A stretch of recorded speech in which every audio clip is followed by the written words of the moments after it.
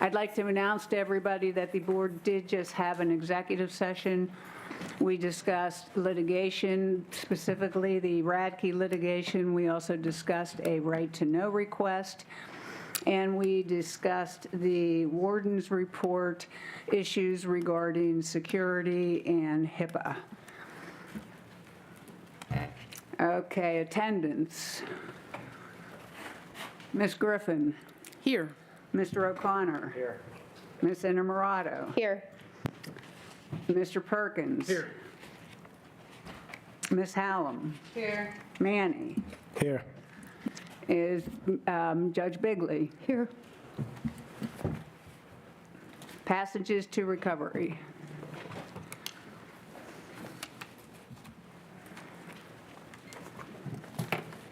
Good evening, Board.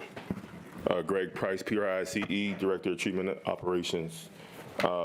Today's total count was 33 total residents. We had 0 use of force, 0 self-harm or overdoses within that time. We had 2 ambulances transfers from our facility over the last 2 months. We did have a chance to get new art therapy and new workout equipment into the building as well. So, any questions? Hey, what's that art therapy like? It's kind of worked into our treatment schedule and our treatment program. They're going to be kind of creating, next month is a recovery month, so we're going to be creating some new art projects and things like that. And it'll be worked into our art therapy overall. We had some before, but it's kind of, now it's going to be an ongoing process. That's dope, thanks. Any other questions? Renewal Center, thank you. Yes, ma'am.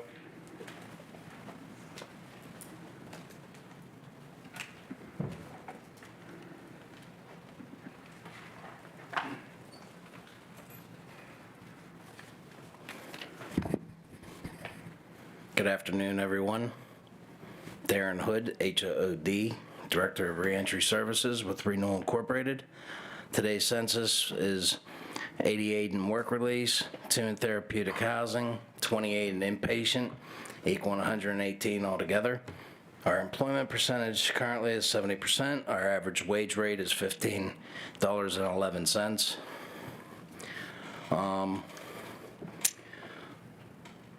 Our releases, we had 50 reentrants exit the program, 23 successful, 19 escapes, 8 program revocations, 0 deaths, 0 overdoses, 0 uses of force. We had 1 self-harm incident.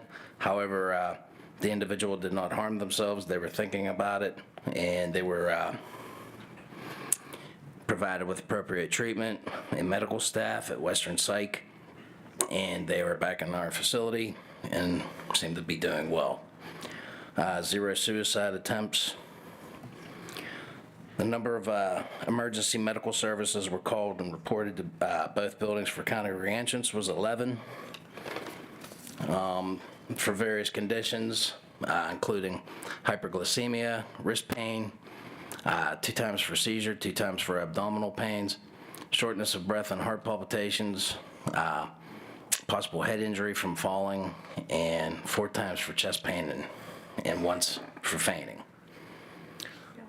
We had some special community service projects since the last meeting.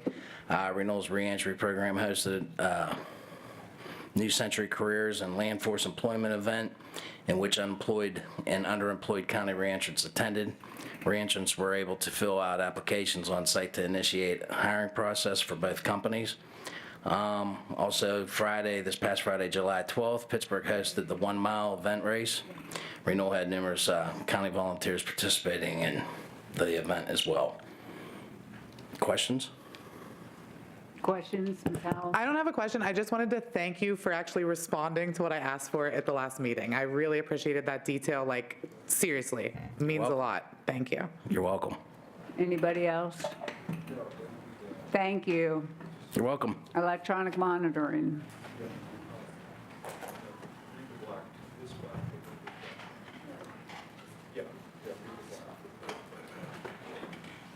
Good evening, Board. Steve Eswine for the Probation Office. So for the end of the month, we had 648 people on the bracelet. during that time. If you look at the report, it said 32 were successful. It was actually 78. There was a error in pulling the data over. So we actually had 78 successfully completed, and 3 were removed for violations. So, any questions? Questions? No questions, thank Thank you. you. Warden search presentation.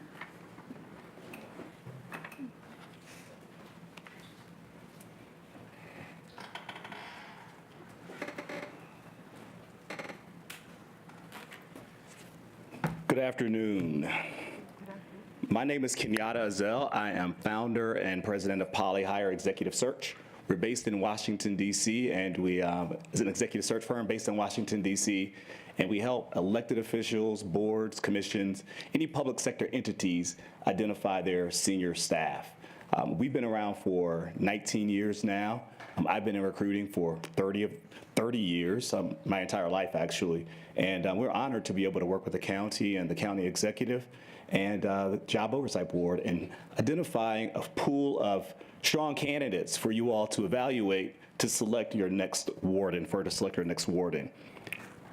I know you all have a copy of our proposal, not certain if you had an opportunity to go through it, but for the sake of brevity, I'll fast forward through a little bit, tell you a little bit about why we feel we're uniquely qualified and why in May the county selected us to be the firm to assist you all in leading the search. As I mentioned, we've been around for 19 years. April of next year will be 19 years in business. And during that time, we've probably led close to 1,000 searches, all in the public space. We have a strong background in working in public safety searches, whether that be wardens, directors of corrections, police chiefs, oversight board directors, fire chiefs, and others. Why we feel we're uniquely qualified, we bring a deep understanding of the complexities of searches in the criminal legal space. And what we mean by that is we understand the complexity of identifying leaders who work with detained populations. Our previous experience in identifying executive and senior leadership teams in the District of Columbia Juvenile Justice Center, which is now DYRS, the District of Columbia Department of Corrections, and the executive, most recently, for the Prince George's County Corrections Department. It's given us deep insight into what is required of leaders, from the technical to the philosophical, who are responsible for the safety and well-being of detained residents. Our team is comprised of individuals who have worked with and within facilities that house detained individuals, and more broadly, who system-impacted persons and communities. Secondly, a wide-scale systemic talent overhaul of a distressed detention system. While under consent decree from the Superior Court of the District of Columbia, DC's Department of Youth Rehabilitation Services partnered with my firm, Poly Hire, on more than one-off executive search. What we mean by that is while leading that search for the director of that department, we ended up identifying new leaders for 20 of their senior and management positions, from supervisory youth development representatives. They don't call them correction officers in the juvenile facility. They call them youth services representatives, all the way up to the social workers and the chief of staff. We're able to recruit and recommend new staff by understanding the culture that led to many of the challenges DYRS had during the previous leadership. We also bring a commitment to transparency and community engagement. I know I've spoken to a number of individuals. We have a list of about 70 additional individuals we'll be speaking to and community partners to get a better understanding of what the community, those particular organizations that they represent, the populations they represent, feel is needed in the next warden. Our experience with government partners is that some searches, it benefit from the engagement of multiple stakeholder groups. While other searches, while for other searches, the greater level of participation is less relevant. Searches for leaders in the areas of housing, public safety, they may benefit from engagement of community groups and representatives of relevant area nonprofit and service organizations. Opportunities for meaningful participation by partners outside of government organizations can inform the search, lend credibility to the recruitment process, and engender wide buy-in. If determined worthwhile, this is what our proposal, if determined worthwhile, we were hoping to and are engaging in surveys, focus group, one-on-one conversations, and group conversations. Also, we bring a highly consultative approach that goes beyond filling the position. One of the reasons I'm here today, I want to be on the ground.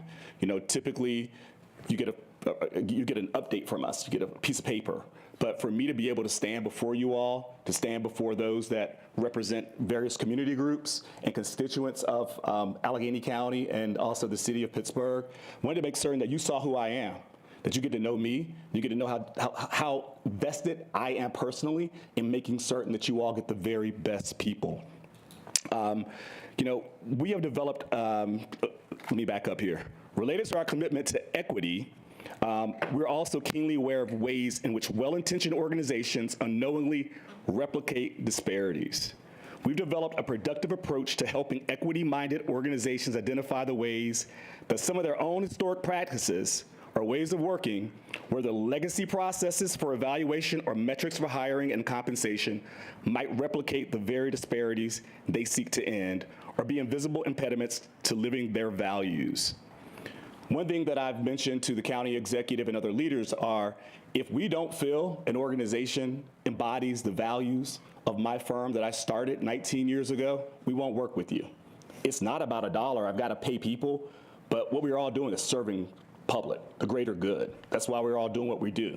And if it didn't make sense and we didn't want to do this work and felt we were vested in this work, of people that, quite honestly, the tame population that looks like me, I want to make certain that those individuals feel valued parts of the community, those individuals that choose to work in the industry to support and make certain those people are safe, have strong leadership. Our track record of success and searches in the criminal legal space, of the 2,000 searches that we've successfully led in the criminal legal space in various jurisdictions, they span leadership roles. Public safety, again, I've gone through that, don't need to reiterate all of those public safety positions we filled, but we've worked around the country from Dallas, Texas, Phoenix, Arizona, Richmond, Virginia, Urbana, Illinois, Charlottesville, Virginia, Prince George's County, Maryland, Fairfax, DC, King County, Washington, Public Defender Service of the District of Columbia, placing the public defender there. There are two things worth noting when we talk about we also do police chief searches and sheriffs. We prioritize leadership that understands crime as a symptom of gaps in the fabric of society. We can go more into detail on that another time, but for sakes of brevity again, I want to make certain that you all understand that we want to be as engaging as possible. We want to be accessible. We are accessible. Me as the founder, while we have other clients, this is priority for me. I want to make certain that that each of you members of the job understand that we're here to make certain that we are answering all the questions and listening. What I also want to tell you is a little bit about what we've done to date. Thus far, we have, through various conversations with committee members and other stakeholders, been able to formulate a 5-page document that is on our website that is actually circulating right now, which is the position profile. That was formulated not just from those conversations, but by a letter that the county executive received from various stakeholders. We've also received input from concerned citizens and residents to help formulate what is included in our initial profile. That's an organic document. What I mean by that is, while that's out there and static for the public, it's the process and what we use internally to evaluate and vet individuals is growing every day. Every conversation we have, we're learning more. Every conversation that we have, we're able to better refine the type of candidates that we're seeking. Our goal is to cast a wide net. And by casting that wide net, we are partnering with multiple organizations. I'll list a few of those: the National Association of Social Workers, the American Counseling Association, Pennsylvania County Corrections Association, the PA Prison Wardens Association, Correctional Leaders of America, American Correctional Association, Jail Association, National Sheriffs, ICMA, Association of Counties, National League of Cities, NFPPA, National Forum for Black Public Administrators, Local Government Hispanic Associations, Asian American Government Executive Network, and so on and so forth. But our goal is to make certain that we are casting a wide net. We're bringing in individuals to you all to evaluate that aren't necessarily what you would consider your traditional cookie cutter warden. What we've heard is that's not what you're looking for. You're looking for someone who has corrections, who understands behavioral health, who's a strong leader, not just a manager. So that's what we're hearing, and this is the early phase of the search. So as we continue to move forward through this search, we welcome comment from not only you as board members, but also constituents. What we've done is we've set up a Survey Monkey, and what that is an opportunity. Go to the website. There's a link that will, if not already distributed, is on the agenda here. There's I believe it's on the agenda. There's a link that's there that gives you an opportunity to, number one, tell us where you live. There are always those individuals who respond to surveys. Then there are those neighborhoods and zip codes that are most affected but don't respond. So here, what we're able to do is making certain that we're getting strong responses from all. It is asking you, tell us something else that we should know. So we're making certain that all constituents have an opportunity to have a voice in this process.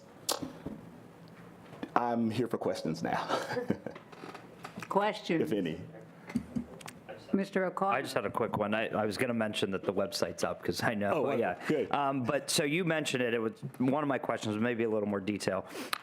With scheduling overtime, we know that's an issue. But you mentioned behavioral health as well as healthcare. So when you look at resumes that come in, is there somebody that does it matter if they worked in that field, if they have education in that field? What kind of do you flag when something like that comes up? Well, I'll tell you, that's a work in progress. And what I mean Okay. by that is we don't know. I can't answer that question right Yeah. now. If it were to come in today, right now, I would say we're, like a siphon. We're here and we're accepting all that comes in.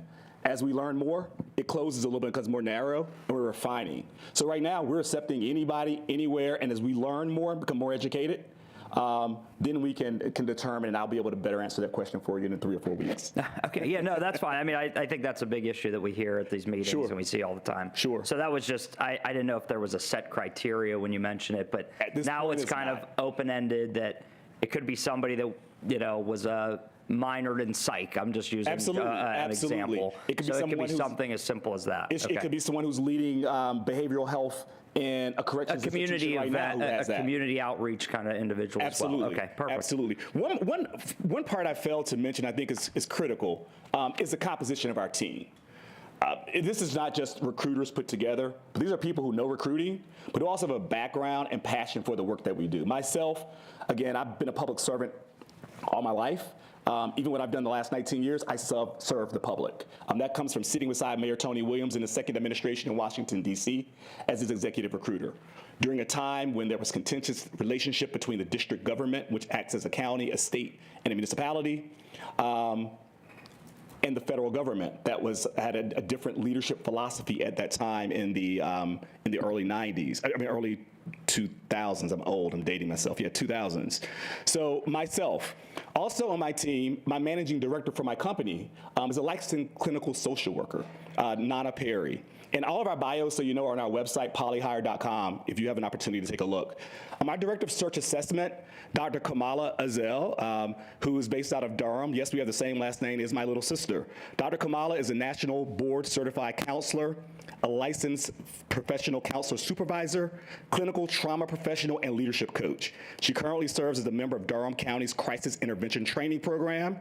There, she builds the capacity for first responders to safely and compassionately handle interactions with community members in crisis, particularly those who are unhoused and experience substance abuse, as well as the residents of Durham County Detention Facility by training them to recognize the hallmarks of a mental health crisis, deploy de-escalation techniques, and determine when to refer to an institutional psychiatrist. Formerly as Assistant Dean of Durham Technical Community College, Dr. Kamala served on the college's Threat Assessment Response and Behavioral Intervention team, doing case management and partnering with the police department to keep students enrolled and out of the criminal legal system.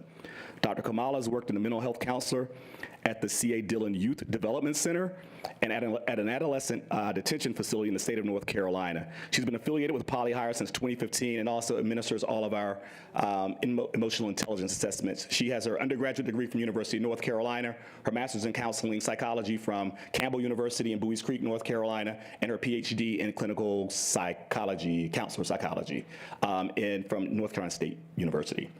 We also have KJ Ward, who has dedicated his life to working various issues, including criminal legal reform, LGBTQ youth advocacy, indigenous education, and racial justice. And Angie Vire, who's on our team, as also a leader who's dedicated her life not only to recruiting and human resources, but making certain there's equity in all processes that we encounter and engage in Poly Hire. So again, their profiles are all on our website, polyhire.com. Any additional questions? I'm sorry, I know I'm taking a lot of time here.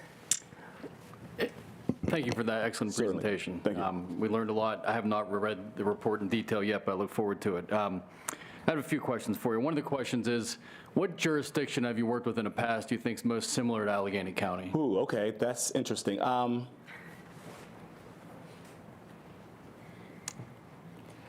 Prince George, similar. I could go to King County, Washington. King County, Washington is the progressive city in a conservative region. They have many of their detained population are indigenous people or people of color. There has been quite a bit of change in leadership. It is, they are in a county executive elected form of government and leadership. And we were working with the county executive to identify the first appointed sheriff. Sheriff are typically elected. They changed their model and actually went out and did a national search. And we led that search, having to work with individuals who, unions, which we are, which are on our list of individuals we'll be also meeting with. But I believe that's probably the most similar is King County, Washington, and that's just kind of off the top of my head. I'm sure there are tons of others. Yeah. That's helpful, because I think, I'm sure each jurisdiction is very different. Sure. So another question I had to do with one of your comments, and I would imagine that I've never been in charge of an entity as large as a jail with so many employees and so many stakeholders involved. But when the warden is obviously an important hire, but also as a leadership team, and any leadership team, they want to bring maybe some of their own people in or have new leadership, but you also need institutional support as well, people who've been there and have that knowledge. Certainly. So you had indicated that, in one of your searches, that it was in addition to the chief executive officer, whoever it was, that you also made some recommendations to other leadership members. Yes, we were brought on board. They procured our services as going through that process, there was a period of exploration, needs analysis, and as we were going through, we realized, look, why is there turnover at the youth services representative? You've got children who are in this, who are residents of this facility that are not safe. They're not safe because those YSRs were working overtime. And I've read something I think will be presented, just scanned through quickly, your corrections officer survey. People are working mandatory 80 hours. They feel like they are part of the system, meaning they're those that are residents now because they spend most of their awake hours there. That's what we were experiencing in youth services representative in DYRS, their facility in Washington, D.C., in Mount Olivet. And what once we placed the CEO, the director is what it's called, it reports to the mayor, it's called a director. That director then brought us on to help him identify other leadership positions, where there were opportunity, we were able to fill those gaps, meaning bring in people who may not have had that same corrections fully, I am here to correct behavior, but those that were here to treat those residents as juveniles who would be going back out into society as productive members of society. So that was actually a separate contract that was put in place from us uncovering a number of the gaps as we did our due diligence, as we're doing now. As we're having these conversations, as we're talking to respective stakeholder groups saying, wow, did you know that this appears to be an issue? So our final report comes up and it shows the opportunity there, and the mayor and the leadership team asked us to come on, and we actually for a while, were present on site to conduct interviews, outreach, recruit, and fill those positions. Okay. And do you anticipate like that's a possibility here, or it's kind of fluid? It could always be a possibility. I mean, one of our hires in recruits in DC about 15 or so years ago was a gentleman by the name of Vincent Schiraldi, coming out of the New York City. I believe he was under Dinkins or someone. Under that system, leading the correction system there, came to DC to lead our DYRS, juvenile justice system, which was coming out of a consent decree. From there, he now back to New York, and I believe he's now the director of corrections for the state of Maryland under their new governor. I have other questions, but I'm good. I'm good. Thank you. Anybody else?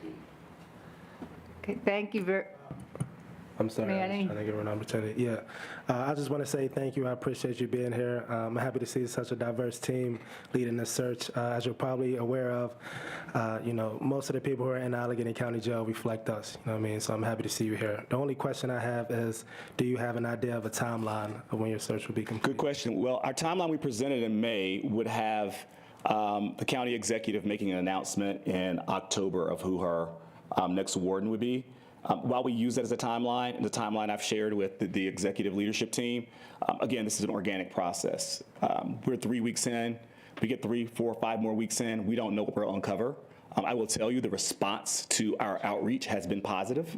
Again, we're still learning, so as we continue to nurture those prospective candidates, things could change, hopefully not, and they remain interested, and we bring them to the table, so things could go quicker than that, or, you all know before time if we feel that we may need a few more weeks, but at this point in time, the goal is for the county executive to be able to make an announcement in October. Thank you. Certainly. Thank you. I just want to say thank you so much. We're excited to be working with Poly Hire, and thank you for your willingness and your openness to engage with residents in such an authentic way, and glad to see that you've already hit the ground running and meeting with organizations. Thank you, and thank you for the opportunity to partner with you all. I appreciate it. thank you. Okay, public comment. Isabella Beddard.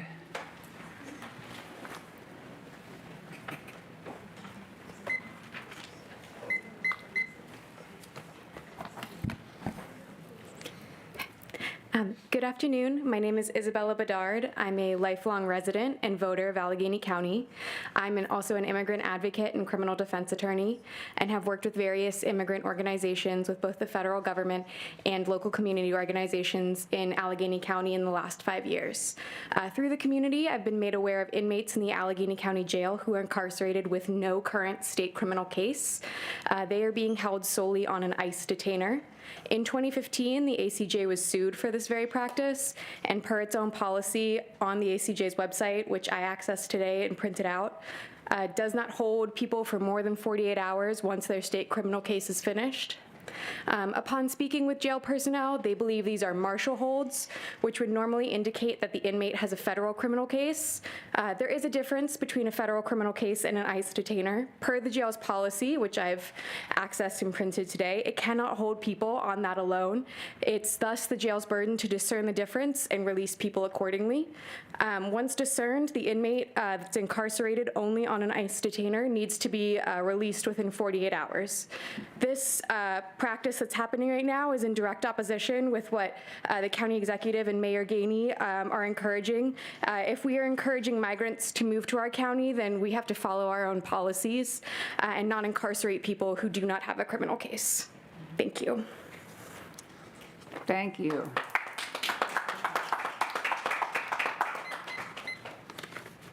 That's something that we will look into. Marion Damick. Don't get this in my minutes. Okay, coming over. The prisoner's names.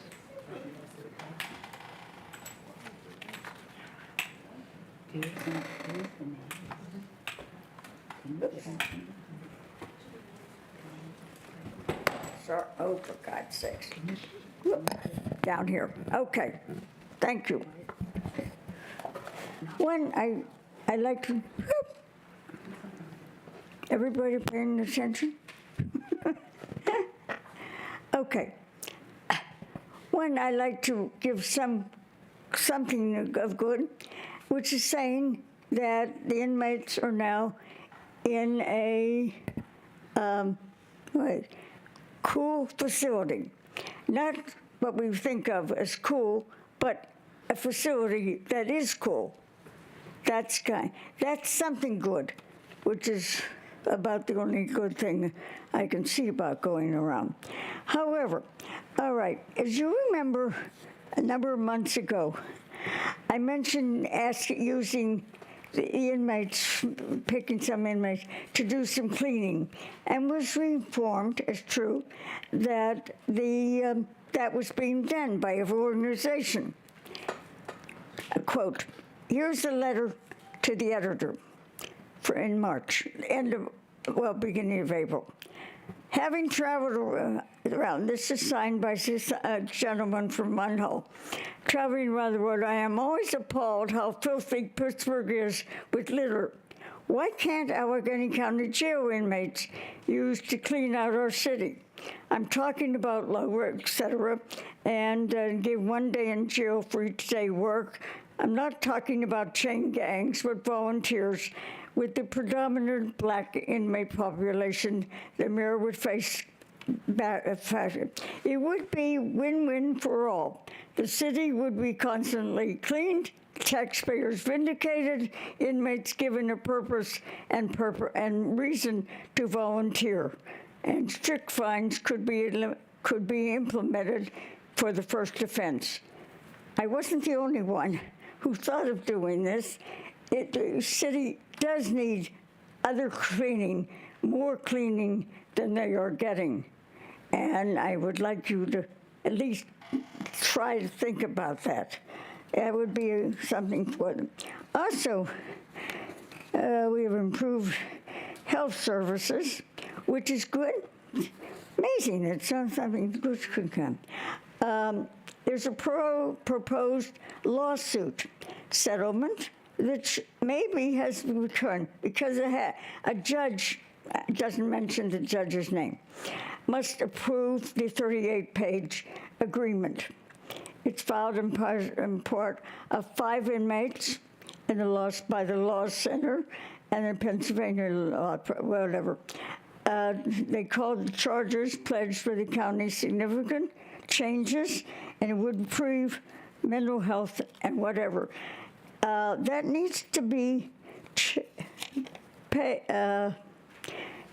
It's a 38-page improvement, but I don't think 38 pages is anything. I think the judge will agree. That's not unusual. I haven't seen anything in the paper, however, that mentions that it has been checked.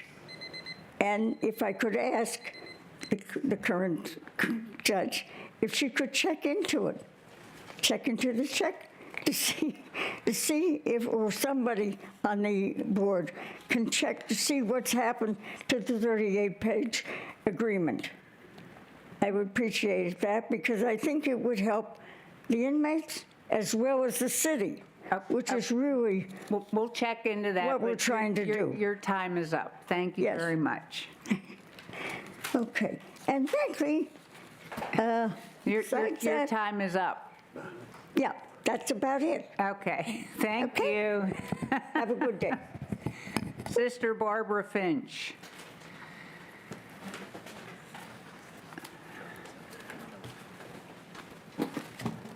Oh, there's only one? Oh, okay. I have her. Take your time, Mary. This piece. Good afternoon, Sister Barbara Finch, and I represent Penn. And as Sharon and I have shared with all of you, anytime we come up to make a statement, it is our desire to work with you. And so this afternoon, I would like to bring up the situation of nutrition in the jail. You know, many people live to eat, but many people eat to live. And it's quite known that within our Allegheny County Jail, that the great majority of the residents have chronic conditions that require good nutrition. And also the employees have chronic conditions that need good nutrition. And so my recommendation this afternoon is for you to consider that there would be a hired dietitian in-house. I understand that Trinity is, the service, and they have a person that creates menus, and she or he comes in periodically. But really, you need somebody in-house to work with these diets. And so I very much would want you to consider that. And then lastly, I'm concerned when I heard that there is stipulations that people cannot go in to visit the residents. And so that really concerns me, because the truth will set us free. It's not a matter of we gotcha. We're not looking to punish the administration or the staff or anybody else, but the truth will set us free if we know all the information, and then we can have the solutions to everything we have. And then lastly, I'm very much impassioned about being on the healthcare committee, so please consider me. Thank you. Thank you. Laura Perkins.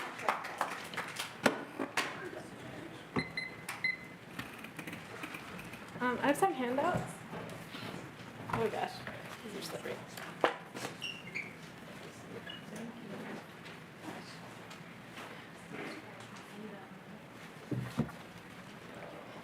Thank you.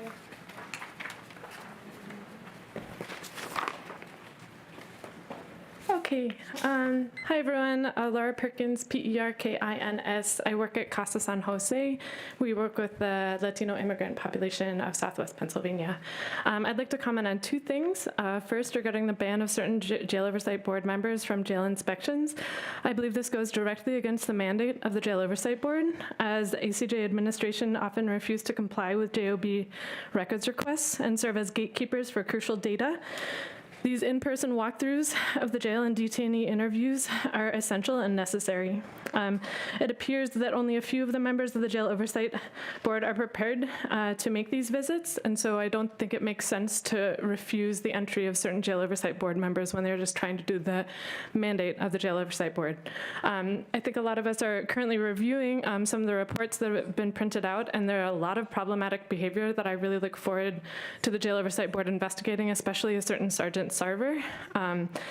And again, to reiterate the necessity for these visits, given that in one of the reports it says that the liaison is not doing the requested visits.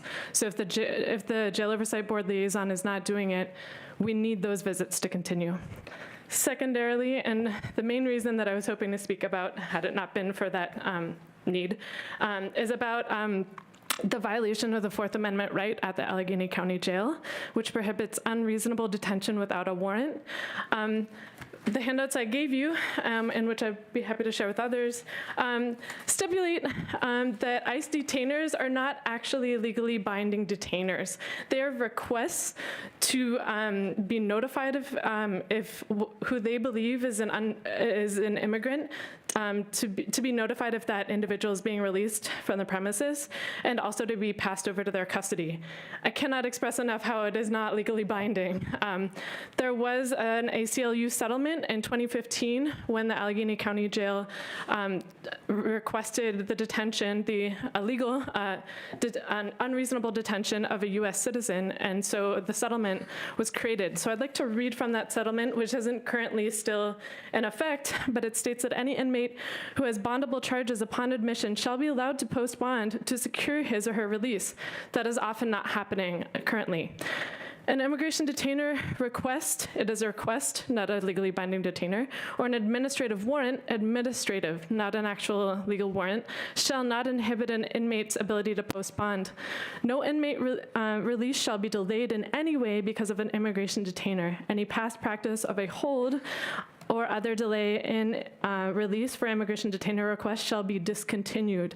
All warrants must be signed by a judge or a magistrate. No inmate shall be booked on an administrative warrant signed by an ICE official. No inmate release shall be delayed in any way because of an immigration administrative warrant. So that policy has been in place in the past, and it can be in place currently. So I request that ACJ immediately cease in respecting those requests that are not legally binding. Thank you. Do you have names of people? Yes, I mean, we can talk afterwards, but it should be a policy that every time a detainer is received from ICE, it does not have to be respected. I hear what you're saying, but if you have names, we would look into it. Okay, thank you. Okay, thank you.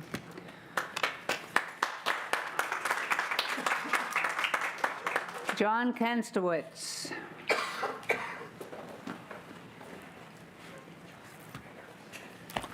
John Kenstowitz, Kenstowicz. I am very pleased to announce that 194 officers completed our corrections officer survey. We received 505 individual statements from our officers in their own words. I want to thank all the officers who completed the survey and the individuals who helped make this all possible. The survey response is 53%, which is much higher than the 20 to 30% response rate usually obtained in a survey of this type. I want to be clear in how our survey is distinctly different from the survey results our county executive spoke about at the April JOB meeting. Her survey was the All-In Allegheny survey, which had no questions about the working conditions at the jail. Of the 18 questions, there was only one question concerning the jail, which basically concerned initiatives in how to support residents with mental health and drug and alcohol needs. Our survey was only about our jail, which examined the critical issues of staff retention and staff turnover, and whether there has been improvement in the working conditions at our jail since last year. Our survey concerns staff morale, pay and benefits, safety, training, forced overtime, and many other issues related to job satisfaction. In listening to the results of our survey, I would like you to get into the shoes of our officers.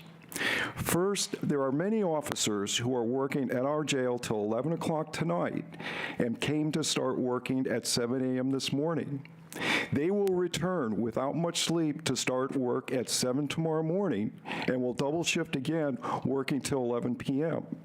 They will continue the schedule for 5 days, working 80 hours, 40 of forced overtime, being disconnected from their families. This schedule will go on for months for many officers. This must stop. Secondly, your suicide rate is 7 times lower than correctional officers. The stress and mental health issues our correctional officers experience go far beyond the norm of what the average citizen experiences. Third, your life expectancy is 77 years of age. Our officers' life expectancy is 61. I want to repeat that, 61. You can look forward to retirement.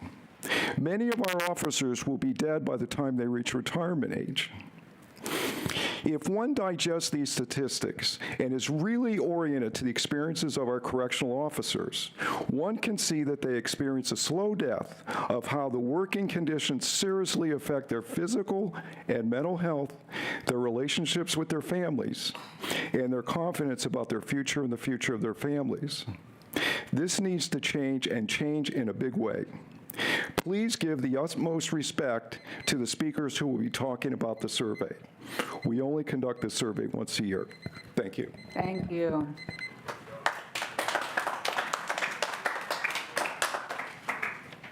Mr. Farrow? Miss, I'm sorry. Good afternoon. My name is Tolulope Farrow, and I'm a correctional officer at the Allegheny County Jail. I've been at the jail for 2 years and 3 months precisely, and I'm here to speak on the major staffing issues at the jail. A major goal of our 2024 job satisfaction survey is to dissect this problem of exorbitant staff turnover and lack of staffing, and whether working conditions at our jail have improved for our correctional officers' departure of Warden Harper and last year's survey. The first part of our survey consists of providing our officers 14 statements that speak to many areas associated with staff turnover and retention, such as staff morale, pay, benefits, safety, training, staffing, and the officer's relationship with the jail administration. The officer is to respond to each statement with the choice of agree, strongly agree, neutral disagree, and strongly disagree. This type of formatting is used in many public and private sector job satisfaction surveys.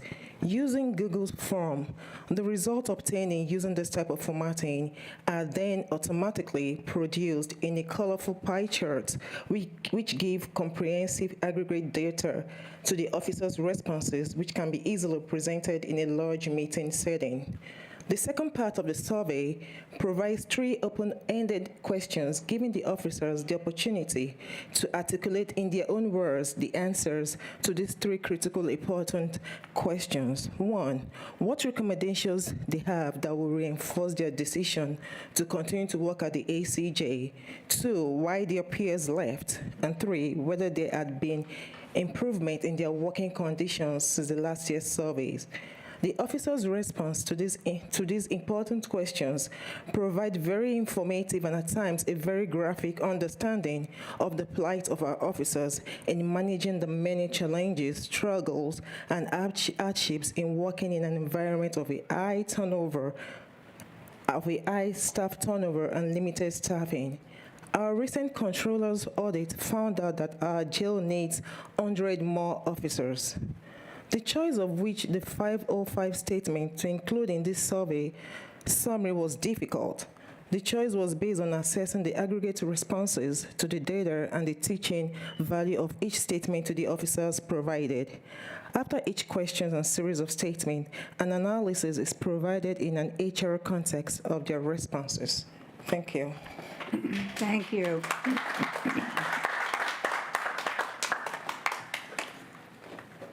Eric Helfricka. I'm sorry. I'm going to be mispronouncing. I apologize. My name's Eric Helfrick. I'm an officer at the Allegheny County Jail. The factors receiving the most consensus among the officers were the statements related to the lack of staffing and overtime. Over 95% of the officers disagree with the statement, each shift is staffed with enough COs. The statement that forced overtime has become disruptive to my family and me received over a 94% consensus of agreement. And the statement overtime has affected my physical and mental health received over an 89% consensus. It is obvious that the lack of staffing and being forced to work many hours of overtime is a major concern for the officers. Related to this is their concern about safety. Concern for my physical safety has become more of a problem. Over 86% agree or strongly agree with that statement. Related to these staffing issues is that officers believe they do not have the flexibility in their scheduling for personal or family needs. Researchers on staff turnover of correctional officers have found this to be a key variable in retaining staff. 85% of the officers strongly disagree or disagree with a statement, I have flexibility with my schedule for personal or family needs. Officers believe they are isolated and not understood by management, that management is not receptive to the input. Over 85% of the officers strongly agree or disagree with that statement, that management understands the challenges I experience on my job. And 85% of the officers disagree with the statement that management is receptive to my feedback. Contrary to last year, more officers, 63%, either strongly disagree or disagree with the statement, I am paid fairly for what I am asked to do, which appears to be affected by the significant increase in inflation. That's it. Thank you. Thank you. Jill C.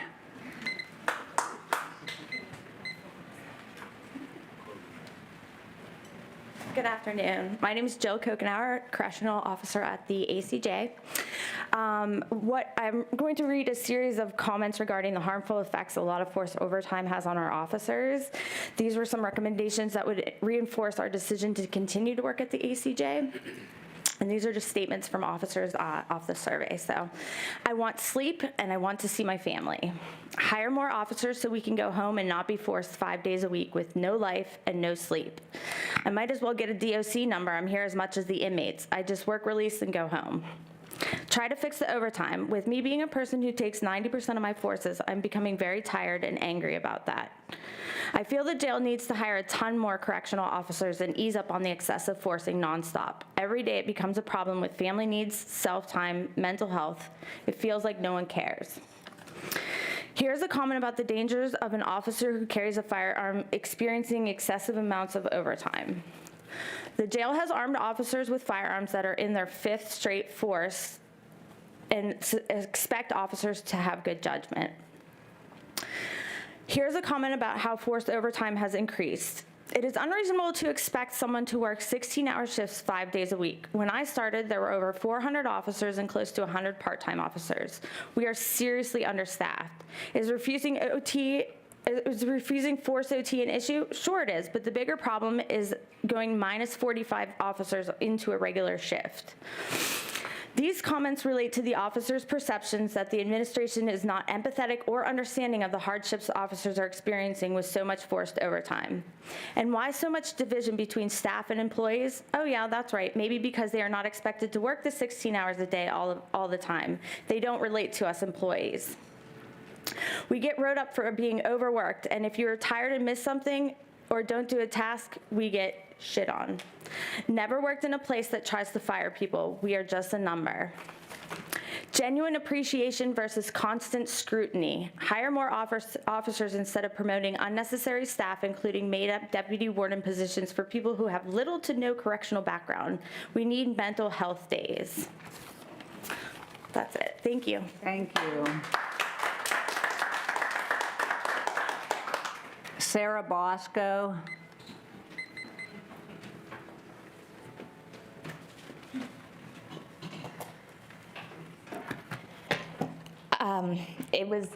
He put my maiden name down. My actual last name is Rick, R-E-I-C-K, and I am a CO spouse. I'm a CO spouse.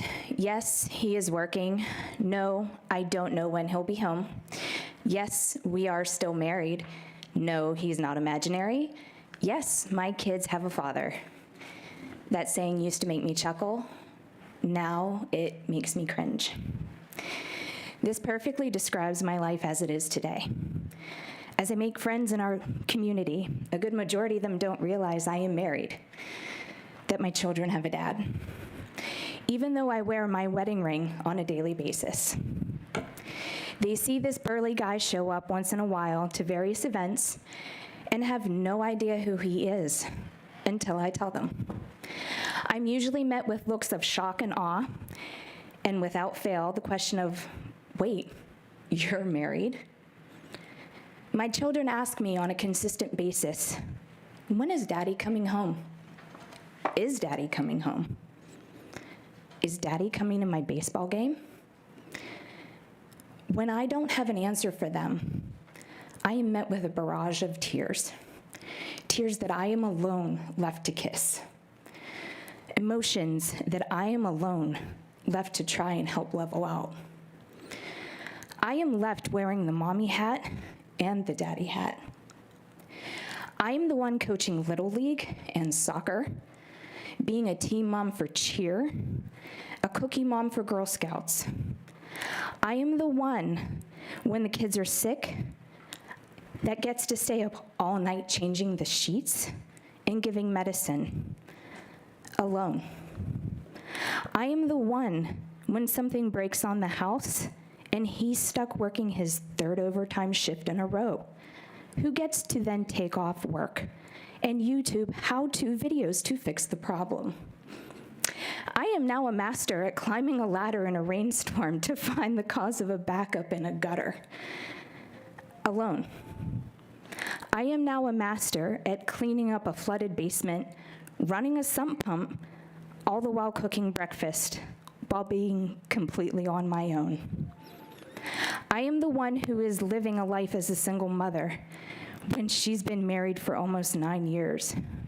Certainly not to diminish the fact that my husband is the most incredible father. But he's not there.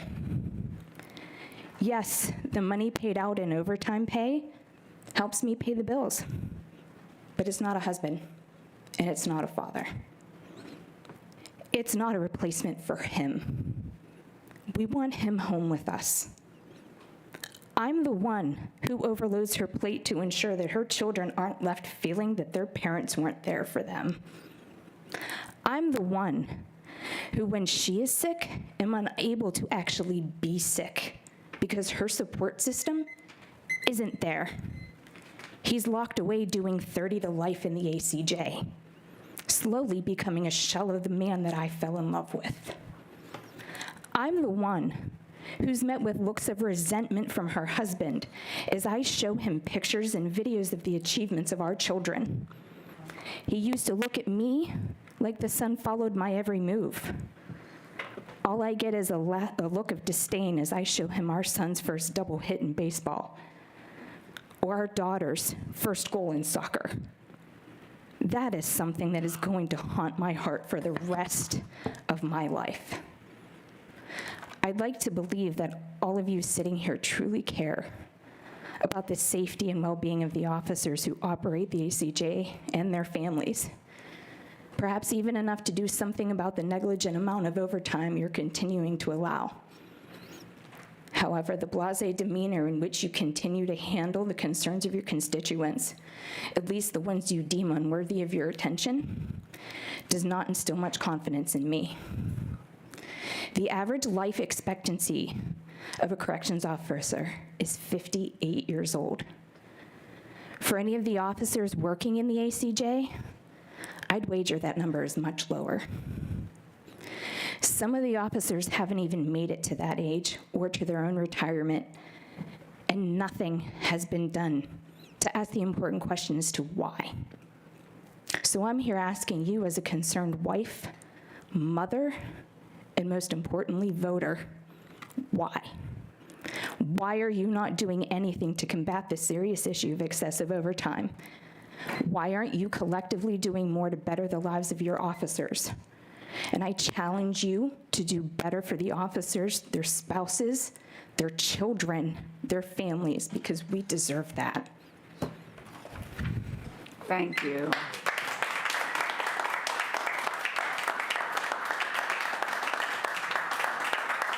Michael Barone.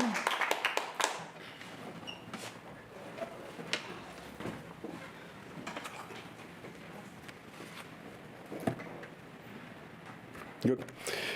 So this goes back to question number 2, lack of work-life balance and why people quit. Could not spend any time with their children.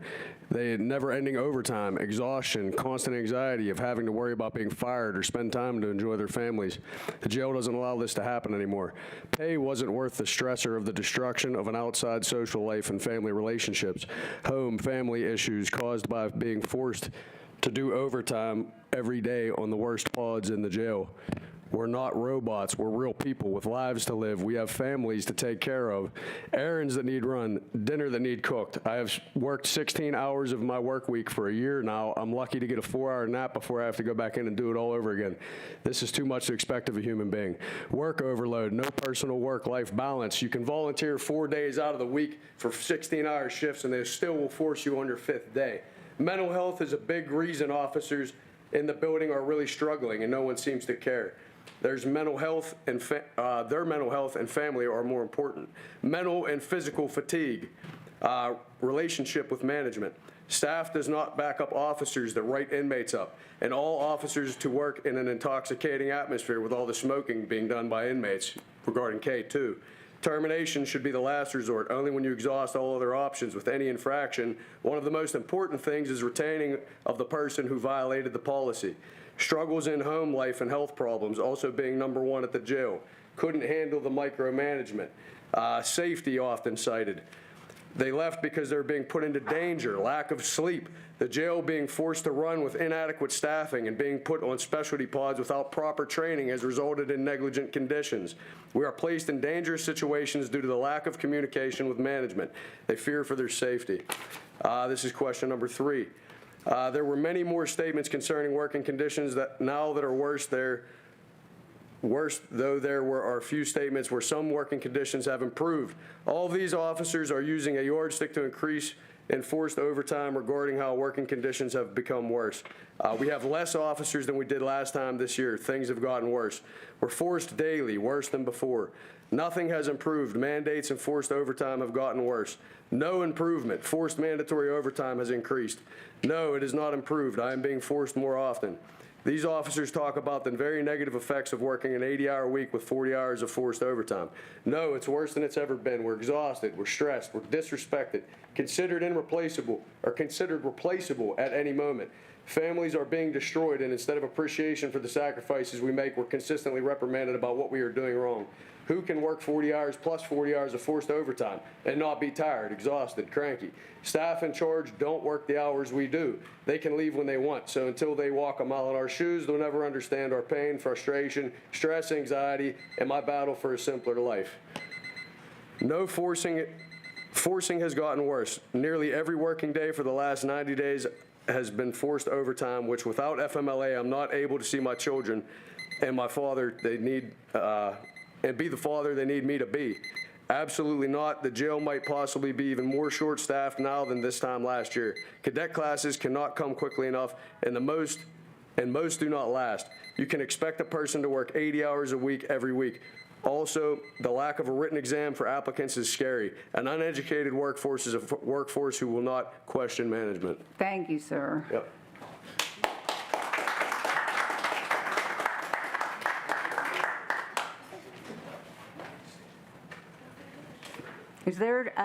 Are there 2 people here with the last name Engler? Yes? Okay. So G. Engler? Gia, thank you. Gia, I'm sorry. Good afternoon. My name is Gia Englert, Giaenglert. These 4 officers are saying that morale of the officers has significantly become worse. Morale is at an all-time low in this building. I really used to enjoy coming to work. Now I absolutely dread it. We already have a tough job, but to be basically kicked while we are understaffed by administration just makes it worse. I believe that it has gotten worse. Morale is down severely. Lates have been an issue. If you clock in 1 minute late, they are giving you a hearing. Most days officers are late is because we're on a 16-hour shift and got relieved late themselves. There is hardly enough time to get to your home and sleep before you have to come back. Officers are lethargic. Absolutely no updated training. Morale is at an all-time low. Administration wants to eliminate officers' jobs with civilian jobs. Administration has the power to cause the loss of these jobs by not hiring. Absolutely not. No morale. More negativity, more work, less staff to accomplish tasks. More discipline, even doing your job properly. My attitude has gotten significantly worse. Conditions have stayed the same. Same old, too many chiefs. No reason to have 4 or 5 deputy wardens, 5 or 6 majors, 10 to 15 captains, and 30+ surgeons. Need CEOs, not more staff. All the same other than more captains and sergeants hired. I feel nothing has changed since the last survey. We are overworked, underpaid, and most of all, underappreciated. Roughly the same, much higher chance of getting locked out, suspended, or written up by a new administration. Lastly, improvement cited. My seniority improved because many people left. Dialogue exists now. There is a lot of infighting, but it is in fact dialogue. The last administration was dictatorship. Rich Fitzgerald was the worst, most selfish leader that has ever been allowed. Food has improved, slight improvement, but staffing is the problem. I like how the new warden is approachable and social with others. And lastly, slightly improved after Warden Harper left. He was a morale killer. Focusing is still out of control. Thank you. Thank you. Brian Engler. That's a tough act to follow. It's a really tough act to follow. Wow, lots of pressure. I think you've heard everything that has been covered in the survey. You should all have a copy of it. It's basically broken down into subcategories, and what we're asking you to do is confront the forced overtime problem. I've talked about this 2 years prior to being elected union president, and I've talked about it ever since. Nothing has changed. Nothing. There's no exit interviews. We have a talent acquisition manager, but we have more civilians than ever. We just don't have officers. Every new officer hired doesn't even know who that is. So when PR says we have a talent acquisition manager, that sounds good to the media, like, oh, they're addressing the problem. The problem is not being addressed. I wish the county would install a best in practices approach like they do to other things that are important. I mean, other counties our size, 7 Rust Belt counties that have similar population and tax bases, have figured out their staffing problem, and it all comes down to financial incentives, pension reform, and changes in the way that the jail is run. 5 out of 7 of those counties pay higher than us. One of them in Minneapolis, former Deputy Warden Monica Long is the warden there, and she realized how to attack the staffing crisis. She worked with the government leadership to say, you need to increase pay, you need to change benefits in order to get people in the door here. And what happened? Overtime dropped. Morale went up. I mean, if you run a restaurant and you don't have enough employees, what's going to happen? Nobody's going to come there. Service is going to be bad. Food's going to be cold. That's what you have in this real-life example here. The punitive philosophy and practices at the jail need to change. It needs to be more corrective. The county employee handbook says all disciplinary action is supposed to be corrective, not punitive. But it's the exact opposite. Oftentimes when I do these hearings, the staff that I sit across from don't have the burden of proof. But yet discipline is recommended anyways. Training is absolutely non-existent. We need training cycles that are not check-the-box computer training, but scenario-based training. We need real-life training. We haven't had it I haven't had real-life defensive tactics training in over 6 years. Many officers want to learn in a scenario-based format, step-by-step practices, so that we can avoid any disciplinary action. Administration has to change its relationship with frontline staff. We often have meetings, and we're often always the ones following up on are things being fixed, taken care of, accomplished, et cetera. I think frontline staff is also important for you guys and the rest of the county government, including county council. If you don't understand the people that are actually doing the work, then you don't have 100% perspective on what needs fixed or changed or addressed. And I think I've spoken with some of you about this and gotten some positive feedback. FMLA needs to be used fairly by the officers, but also by the jail. They hide behind family medical leave as a reason why we're understaffed. We come in every shift short 30 people before call-offs. 1/3 of our shift is not in the building every single day. We have new officers that get scheduled 6, 7, 8 days in a row. And we just hear from the deputy warden, if I don't do that, I have to impact the senior officer. We're not going to go from -10 to -35 if you don't schedule him 7 in a row. We're going to go from -35 to -36. But what's going to happen? He's going to quit after a year. We do need to change the firearms policy test. Okay. And lastly, exit interviews, please. You guys passed this as a motion. You're not doing them. That's a dereliction of duty. Thank you. Thank you. You know, I really want to thank all of you for coming here. I mean, we as a board read the reports every month and we see this overtime, but we never hear from any of you. And so you kind of see it in a vacuum and you don't think about the real effect that it has on you. So I think it probably took a lot of courage for a lot of you to come here. I'm really happy that you came here. You know, we have an employee welfare committee that we are going to fill tonight, and it is my great hope. I believe that committee needs to hear from you, establish a relationship with you, and work with you. I think it's critical. I don't think that there's going to be any improvement without your input. And so I think that is going to be a big part of the committee, and I thank you for coming here tonight. Just one quick thing, Judge. I appreciate you telling me that, and I look forward to it. And I also want to say that all the officers that did come spoke on behalf of the officers' union. I mean, obviously, we work at the jail, but they're representing the union at this hearing, and I appreciate all of their support. Thank you. Thank you. Sharon Bonavoglia.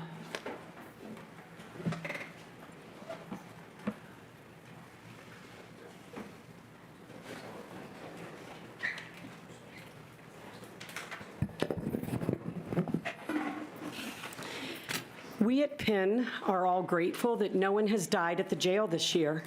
The oversight of this board is pivotal in creating and maintaining a safe place for our neighbors who are forced to reside there. Judge Vašević, Judge Bigley, you both have sent and will continue to send people to the jail.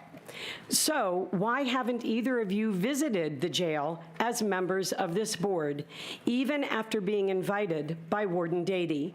And Judge Bigley, I'm not sure what you're reading, but this is the only time I have to have your attention, so it would be great if you actually paid attention.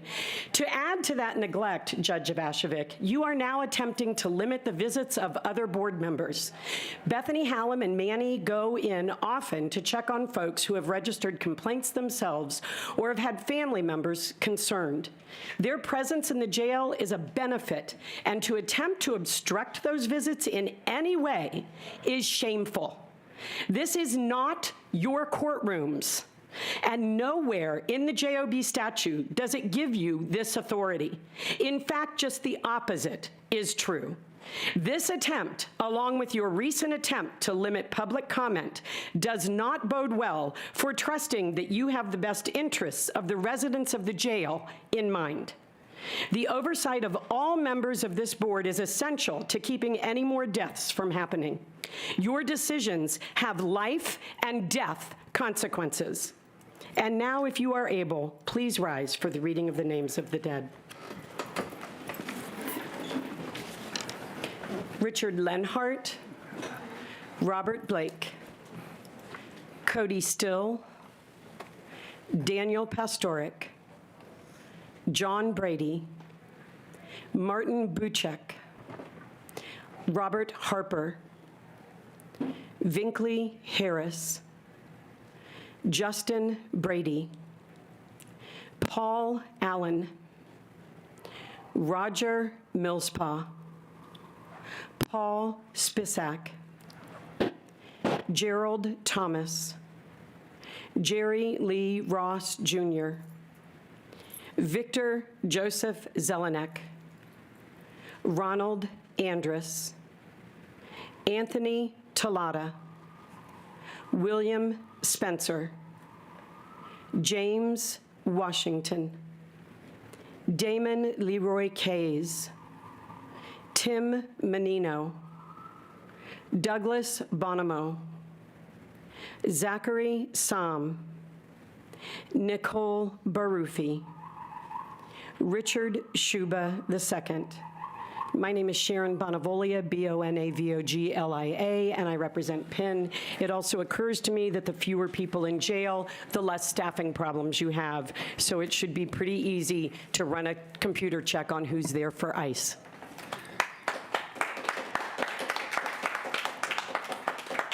Ms. Bonavoglia, it would behoove you to know all the facts before you come up here and cast aspersions on people. And I don't have to stay to listen. Well, don't leave. James Kina. Kind of James.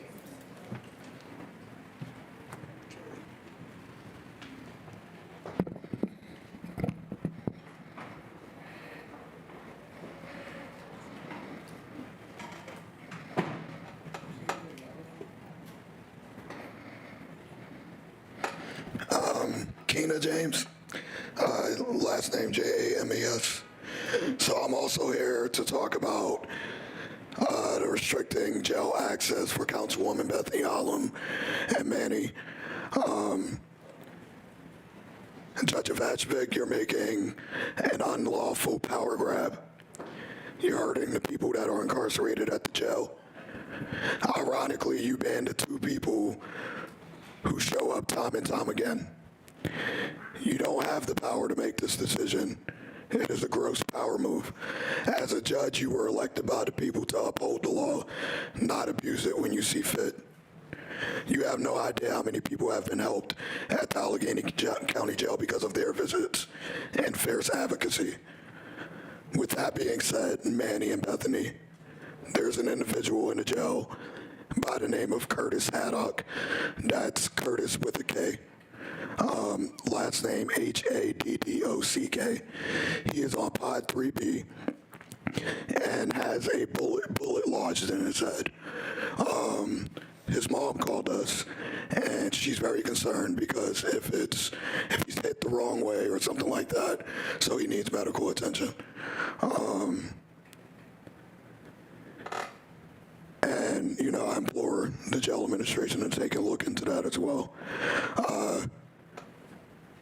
It's really crazy to me that 2 judges who sit on the jail oversight board, who send people to the jail on a daily basis, refuses to go into the jail to see what's going on. All those names that were just read, you know, people are not dying at the jail, not because of the judges, but because of the community, because of the willingness of the new leadership at the jail to listen to the community, because of people like Manny and Bethany. You know, that is why people are not dying. And I would also like to ask if we are able to get an update on the lockdown use of force committee. I don't know if you all met yet. I know that, no, okay. But I would like that y'all update the community once y'all have met. Thank you, and thank you, Bethany and Manny. We appreciate y'all.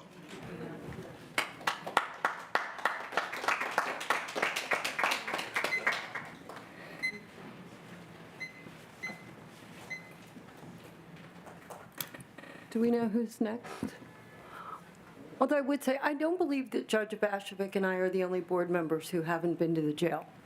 I think we're just... Say that you were the only 2 members? Yeah, multiple people have said that Judge Vashevic and I are the only board members who haven't been to the jail. I could run back. That would actually be inaccurate. Yeah, I could run back the recording. I but think I'm people are pretty just sure- angry that we're the 2 people that actually incarcerate people. Yeah, based off the reports, Controller O'Connor and Mr. Perkins have gone once this year, and Manny and I have gone many times this year. No one else has gone at all. Yeah. People have said that we are the only people who haven't. I just want to make that clear. I didn't hear that said once. I just heard multiple heard it people say twice. neither of you have gone. I've heard multiple people say that. But do you understand you have to go twice a year? All right. But You understand? anyway, I Yeah, just want to say that, but who's the next public? All right, Tanisha Long. Who's the next person on the list? Tanisha Long's coming up. Oh, it's me. Nice shirt. Do we have a time? I know. It's like somebody I think they won their race. I'm not sure. Overwhelmed. What I will want to say before I even start, Judge Bigley, cell phones aren't allowed in your courtroom, and you demand respect when you are talking to people in your courtroom. So Sharon's completely correct in calling out your behavior of playing on your cell phone while the public is addressing you. Roll your eyes all you want, but I don't have to give you the respect of a courtroom right now. I do it because I'm well trained and I have home training. I hope you do the same. Also, seeing as we're doing 5.5-minute comments, I will be getting through my whole comment. It does strike me as a bit odd that we allow the timer to run to that length of time when it's a correctional officer, but when people are talking about the circumstances that affect their loved ones in the jail, we seem to cut them off as soon as it beeps. So I question that arbitrary decision-making, and I hope that when we use that discretion, we don't just aim it towards correctional officers. Now I'll begin. When the bylaws were created, we warned against the decision to make the president judge the chair of the board instead of using a democratic process. We warned of the dangers of assuming someone was impartial simply because they are a judge, and how the person who sends people to jail may not have the best interests of incarcerated people in mind. We were right. Judge Vashevic sent out an email directing jail staff to deny access to Manny and Bethany to the Allegheny County Jail due to late visit reports. An action that she has no legal authority to take, and one that the bylaws, authored by her own solicitor and passed by this board with her affirmative vote, prohibits. The state statute does not allow this, and it's unclear how the president judge has confused her role as board chair with that of the county executive, the only person who has power over the warden. Nowhere in the bylaws or the state statute is the role of the chair defined. Traditionally, a chair conducts meetings, nothing more. This is an unlawful overreach by the chair that simply cannot be allowed, as it creates a dangerous precedent. And we know what happens when we create dangerous precedents. Judge Housey did that for several years with this board, and those precedents were enshrined into these bylaws. While we can all agree that the visit reports are important for the public, late reports are not a legal reason for denial.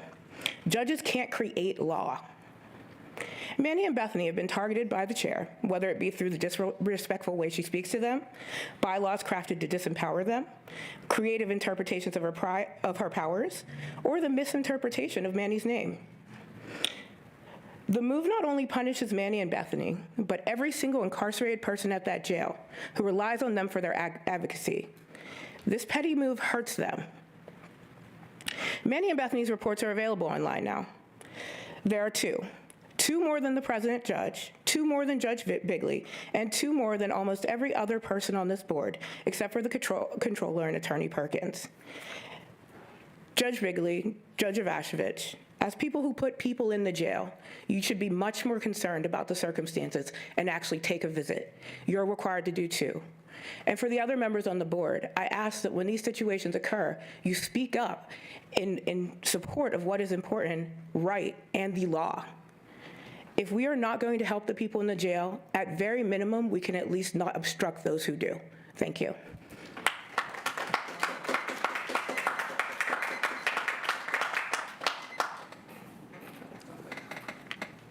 Miracle Jones.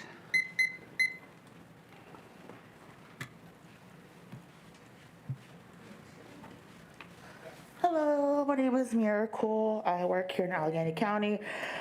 First, want to say in regards to the ICE detainers, also the language access is still an issue. And for all of the union people who talked earlier, also wanted to raise up all of their issues that they have addressed are things that organizers have addressed for years, and part of that staffing is why people are assaulted and harmed within the facilities, so everything builds upon each other. But the reason I'm here today is because I want to talk again about the visits. Prior to this board's iteration, I was working here in Allegheny County as a certified legal intern with the Public Defender's Office. Prior to that, I was also an Innocence Project Fellow and a communications director of a local law firm. In all of those capacities, I had the experience of having to come to the Allegheny County Jail to visit people, whether it was trans individuals who have been placed into forced solitary confinement, youth who were assaulted, individuals who are placed in restraint chairs, or people just needing advocacy. In all these situations, I saw the deplorable conditions of the jail and those inside. It is because of those experiences I fully understand how important it is that this board directly know and experience what goes on inside the jail every day. It's important for every member of the board to do these unannounced visits, not only to the jail, but all of the facilities under its supervision, to not only see what's happening, but also to proactively reduce the harm and violence that occurs in these spaces.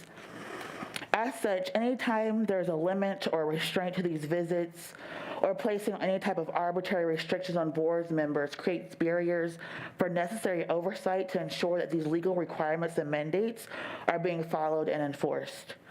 While the law directly prohibits such restrictions, I also believe that if the board is seriously about implementing their mandate, they would not only visit, but also adopt a radical change to the way transformative justice occurs here within Allegheny County. What we've listened to earlier today talks about the need to change the ways in which our criminal justice system is operating. And as such, if we want to ensure that people who come into this jail are able to make it home without being hurt, bruised, missing, or dead, I think it's imperative that this board work together, do these visits, and find a better way to coexist. Thank you. Have a good day. Thank you. Drew Thomas.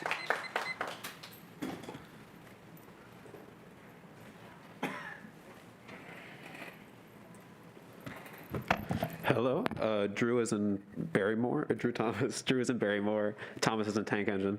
On June 19th, Pod 4C was under a full-day lockdown. They did not get to take showers, they did not get recreational time, and those without tablets did not get to use the phone. However, you would not know this from the segregation report, as they only listed it as a partial lockdown, a verifiably false report, and a direct violation of the solitary confinement referendum. This is not the only incorrect entry in the segregation report, and it is fair to assume that if June's report is inaccurate, then others are as well. It is hard to say how often Allegheny County Jail violates the solitary confinement referendum because they refuse to tell the truth. I have a feeling that if the public knew just how often the jail is actually locked down, they would be even more outraged than they already are. Every single instance of lockdown has a listed rationale of safety and security, when we know that the real reasons are staffing, discipline, and the normalization of solitary confinement. In response to the lockdowns, one CO complained to the media about the removal of the restraint chair because he believed it was a better alternative form of punishment.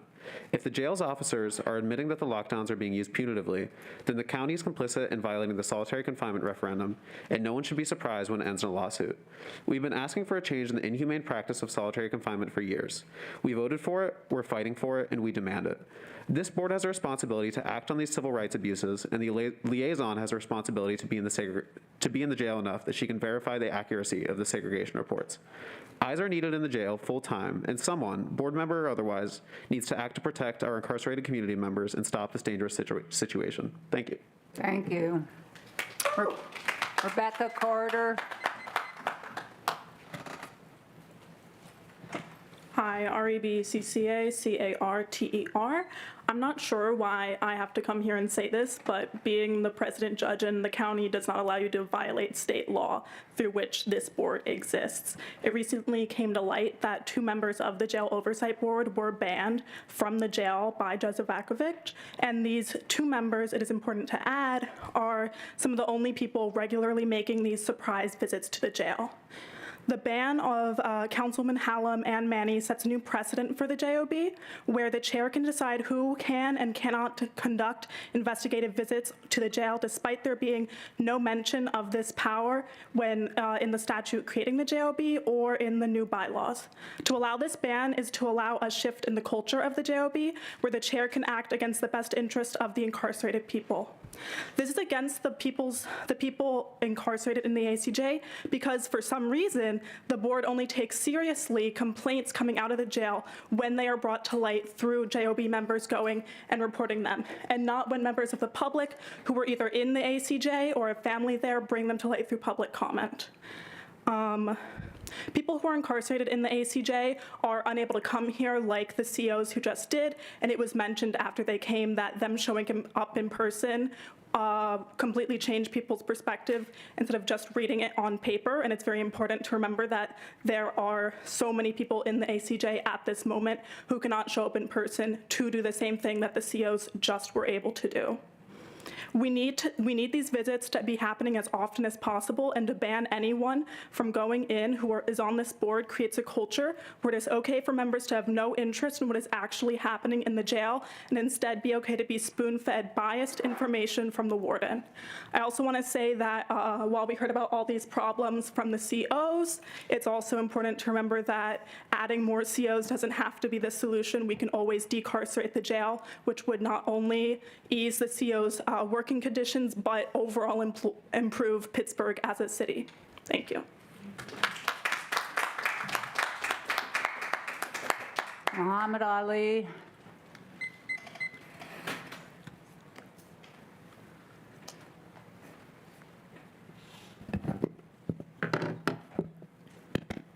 Hello, everybody. My name is Muhammad Ali, Muhammadi. Tonight, I'm here to discuss several pressing issues relating to the ACJ. Firstly, I'd like to call back to the comments I made the last time I spoke here relating to solitary confinement. The jail continues to unjustly institute lockdowns at their whim, disregarding the already brutal minimum 4 hours of free times that those incarcerated are supposed to have. This inhumane and barbaric act strips the board of its authority and makes the voters of Allegheny County and their representatives on this board look like fools. On top of that, it has been circulating that Judge Ivashevic has decided to restrict the visitation capabilities of the only 2 members on this board who make consistent trips to the jail, board members Bethany Hallam and Muhammad Ali Nasir. According to state statute and bylaws crafted by her own solicitor, that is not an action she can lawfully commit. This is a gross overreach of power. I would remind the President Judge that she is not a god, merely a single individual who chairs the Jail Oversight Board in Allegheny County. She does not have the power to restrict individuals from places where she has no authority. Additionally, the judge has consistently demonstrated a lack of good faith in the power of the board, not enforcing the solitary referendum ban, allowing the warden to leave out reports from meetings, and now banning the only members that make consistent visits to the jail from making said visits. If anything, the judge seems to be engaging in an active, if not explicit, campaign to obstruct the board and its members members from doing their duty of ensuring that those incarcerated within the walls of the ACJ have their rights maintained. I ask today that this board ensure that members Hallam and Nasir can continue to visit the jail unimpeded, and that this board exercise its power in enforcing the solitary confinement referendum. Thank you.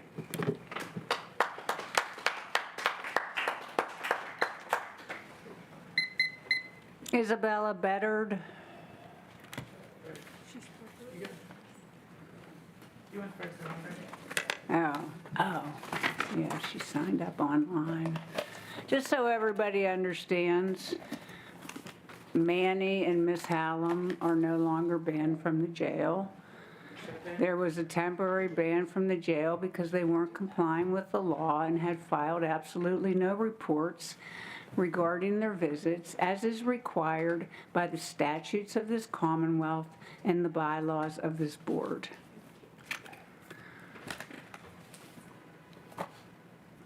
The ban's a violation. Can I have a motion to approve the meeting minutes of June 6th?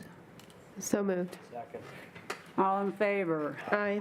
Any opposed? Motion passes.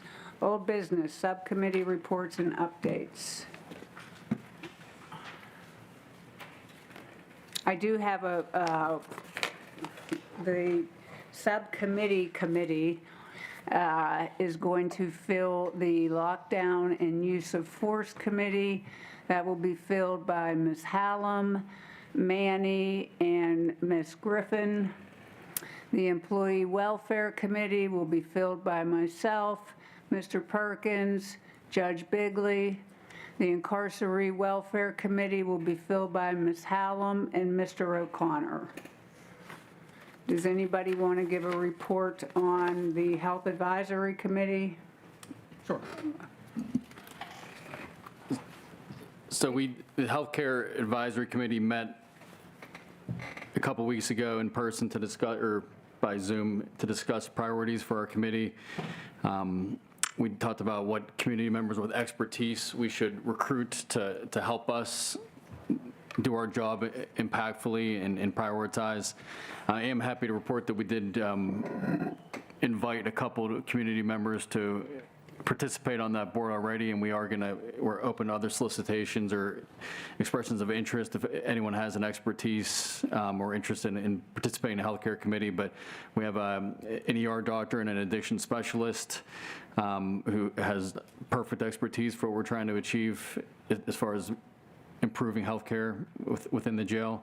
We have a social worker who's worked within the jail, who worked at the public defender's office, who's extremely talented and will help us achieve something impactful through this committee. So we are going to get things done through this committee, and I'm excited to report back what progress we make as we continue forward. Thank you. Are you also going to solicit the input of the frontline healthcare workers that had reached out to this board and communicated problems in the working conditions? Yes, we'll talk to internal healthcare staff, DHS. No, the workers that had met with members of the board and requested a meeting. Some present workers who work at the jail. Maybe you weren't on the board yet. Yes, I said yes, and other people working in that space within the jail, such as DHS members. Okay, Yes. okay, yes, thank you. Okay, thank you. All right. New business, member inspections. Okay, you want to tag team these? All right, I will do. So we've been doing lots of inspections of the jail, and we're recently banned from the jail because we hadn't submitted a report about it. So while we submit these reports under protest and caution the jail to not retaliate against any of the people that gave us any of the information that are contained in these reports, we're going to present them. So the first visit that we did a report for was from March 12th of this year. It was a Tuesday. We got there at about 6:40 and left around 11 p.m. Me and Manny went. When we got there, we were greeted by Captain Estock.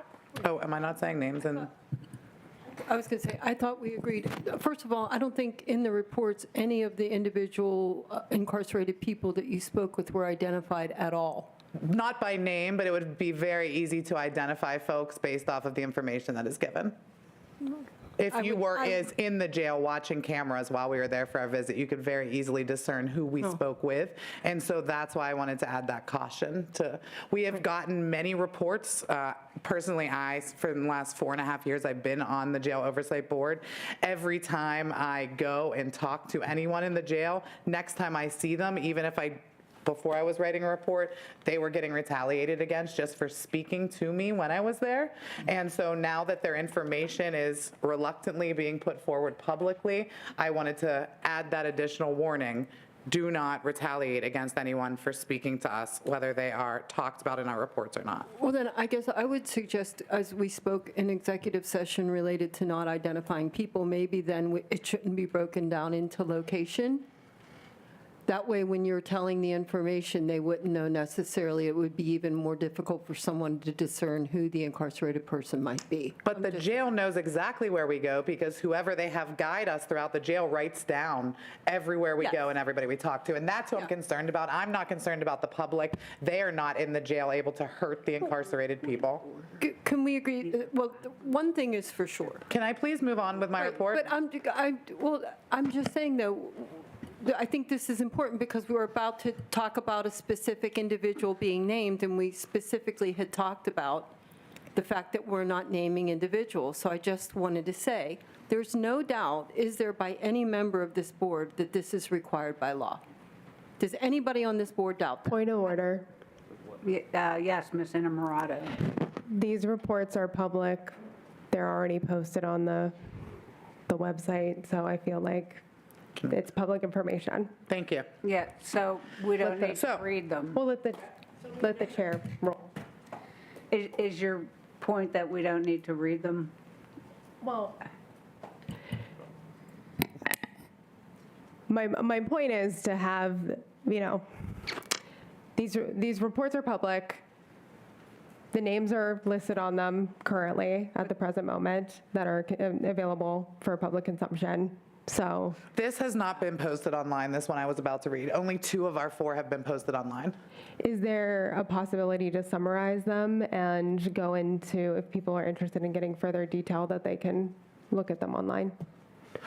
They were put on the agenda so that we could read them. If we are going to be required to do these and banned from the jail, if not, I would at least like to present them. Ms. Hallam, you know very well the law requires you to prepare But we have talked many times about what the law requires, and no one seems to care about that. Since the day that you've been on the jail oversight board. Have they ever happened? Nobody has ever changed the statutes. I have only been on this board in 2024. I don't know what's happened in the past. The law has always been the law.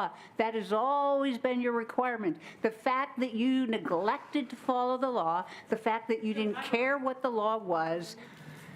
As soon as bylaws were passed, I began following them, even though you have allowed the jail to not follow the bylaws that we passed, and this board and the jail administration has not followed the law. I'm going to be the bigger person. We wrote our reports. Okay, I'm going to read them. Read your report. So, first we started out, we went to Pod 1B, summarizing. We spoke with someone who was frustrated that the jail was not helping her locate a housing plan, even though that's the only reason she was incarcerated. We talked to numerous women on this pod who stated it was very cold in their cells. A big issue was folks having problems with their tablets. Multiple people, you'll hear this throughout all of our reports, have had issues with their tablets, and when it breaks, they are told that they have to buy a new one, even if they didn't do anything to break it. These new tablets cost $350. That price is actually set in the contract. And again, they're not breaking them. It's an electronic. It just stops working. Even when they pay the $350 to get a new tablet, they are getting a refurbished tablet and not a brand new tablet. These folks also asked a lot of questions about tablet charging process, which is something that I plan to introduce as a motion at our next JOB meeting, which is now only a couple weeks away.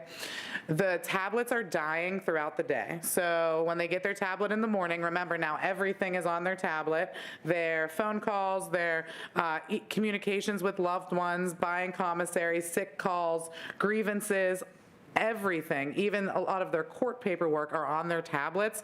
And if they use it continuously from when they get it in the morning, they are dead by the afternoon. And they are offered no way to charge them, even when they request that. We talked to a woman who was very concerned because she claims that she was tased, and she was tased from behind with no verbal warning from the officer who tased her. And she says that she has been in multiple altercations in the jail before, and this has never happened in the past. A group of women on this pod said that one of the officers on the pod, sergeant on the pod, put his taser on the ground and said he was going to play duck, duck, goose with them and tase them. We next went to pod 2B. Again, another person whose tablet was broken at no fault of his own. He said that's a very common problem on the pod and asked how we could resolve that. We also spoke with a lot of people on this pod who asked us about a new law that had recently been passed about probation violations, particularly technical violations. At the time, didn't know anything about it, but have since researched and gotten information to take back to them about limits on how much time they can be held for a technical violation. On pod 3A, which is where we went next, we spoke with an individual who has had internal bleeding, has one kidney and a half of a stomach as a result of being shot. He was in the jail at a previous time on the same case and was released because of his internal bleeding, because the jail said they could not properly handle his injuries. When he was rearrested, his judge told him that it was because he didn't take a plea deal and was told he was wasting everyone's time. We next went to pod 3C and spoke with a bunch of folks who were really concerned about not being able to get copies of documents that were on their tablet. We have talked about this in numerous meetings before. We have been told that unless it is confidential information regarding their case, that the incarcerated individuals will not be able to get it printed out.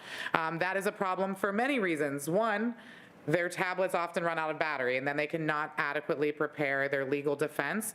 Also, their tablets cannot be taken to court with them. So even docket sheets that are not under the jail's policy, something that the jail would print, this is something that they very much need, not just available on their tablets. They're given their court documents, and this is where they're taking notes, but when they want to bring that stuff to court with them, any notes that they took, any documents that they're on their tablet are now unavailable to them. Caseworkers at the jail used to be able to provide copies of documents for incarcerated individuals. That has changed. I have heard that from numerous caseworkers. I have heard that from numerous incarcerated individuals, that they are no longer able to get printed out what they used to be able to get printed out. We spoke with a corrections officer who used to work at a neighboring county's jail. He said that at the previous jail, they would allow the clerk or secretary to copy or print documents for incarcerated individuals. This person suggested that possibly the new librarian that the jail was supposed to hire could do this, or some sort of clerk or secretary. Again, this is an ongoing issue we hear about every visit and talk about almost every meeting. On the same pod 3C, an individual showed us the book cart that is in the room in the jail where the tablets are charged. Again, there is a charging station that they could charge their tablets on if the jail would allow them to. There were a total of 5 books on this book cart. There were 2 Bibles, and there were 3 completely disheveled books that were unreadable. Again, we saw these with our own eyes, yet having been told numerous times at these meetings that these book carts are well stocked. Again, every time we go and we look, they're very much not. The individuals on that pod want to know what the procedure is to get the book carts replenished. And again, I have questions from these that I will be asking when we get to that part, so no need to answer now. We next went to pod 4C, where folks were asking about the Inside Out program. That's something that's been talked about before. Allegedly, it is coming back to the jail, so I'll ask some questions about that in our next part. A really good idea that someone on this pod brought up was that there should be an incarcerated representative on this board.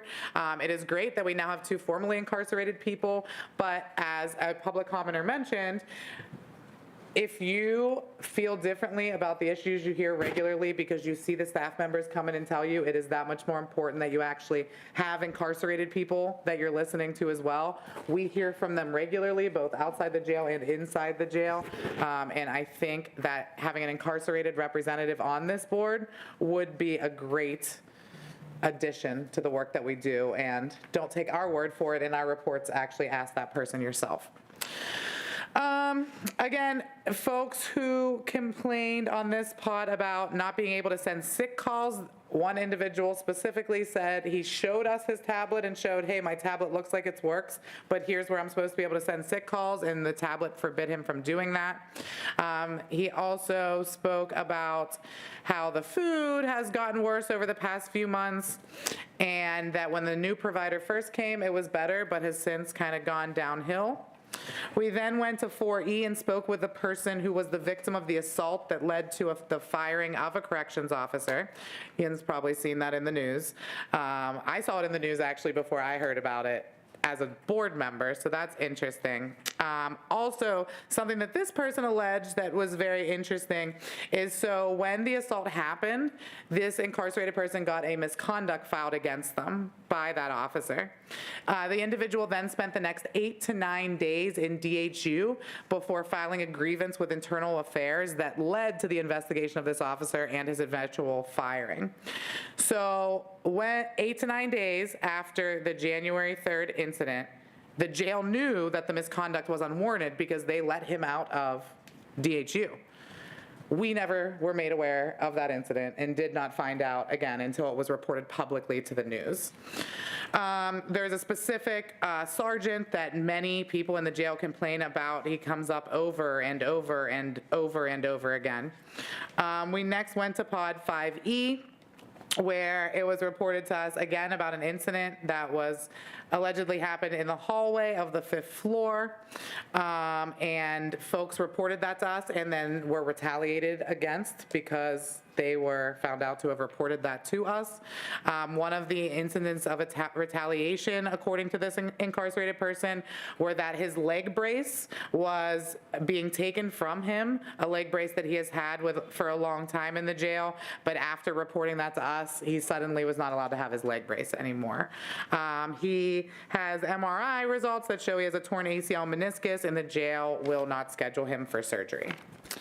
Another issue was about the NIK test, which is apparently the instant K2 detection test that the jail uses. So if they have a piece of paper, they think there's K2 on it, they use this little instant test as a first reaction before sending it to the lab.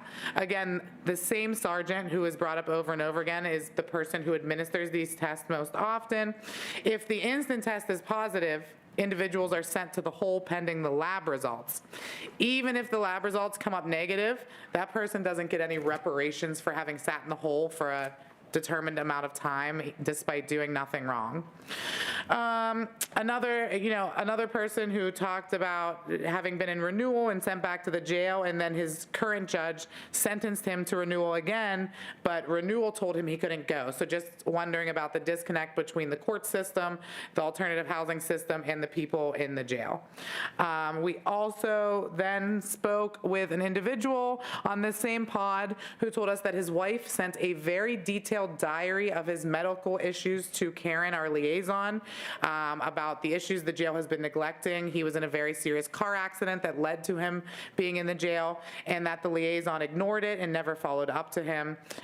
One of our findings was that this was a recurring issue where folks are reporting to us that they submitted a request to the liaison, but it never gets to us and never gets answered. This report was submitted under protest and with no admission that we can be barred from accessing the jail for not submitting it. That was March 12th. I'm going to read the next two reports. This is from April 11th, from 6:30 p.m. to 9 p.m. The nature of our visit was to check on incarcerated people at the request of their loved ones. We were escorted to several housing units where we observed jail operations and spoke to numerous people. Our findings include complaints about several key issues such as medical treatment, tablets, food, the commissary, and the treatment by jail staff. We spent considerable time on 8E, commonly called the Hole. Several people we spoke to believed they were there unjustly, primarily due to unfounded allegations, and complained extensively about the disciplinary appeal process. We were shown several injuries, including missing teeth and bruised faces that were allegedly inflicted by jail staff, one sergeant in particular repeatedly being named the main culprit. Many incarcerated individuals complain about the inability to communicate with loved ones and legal representation.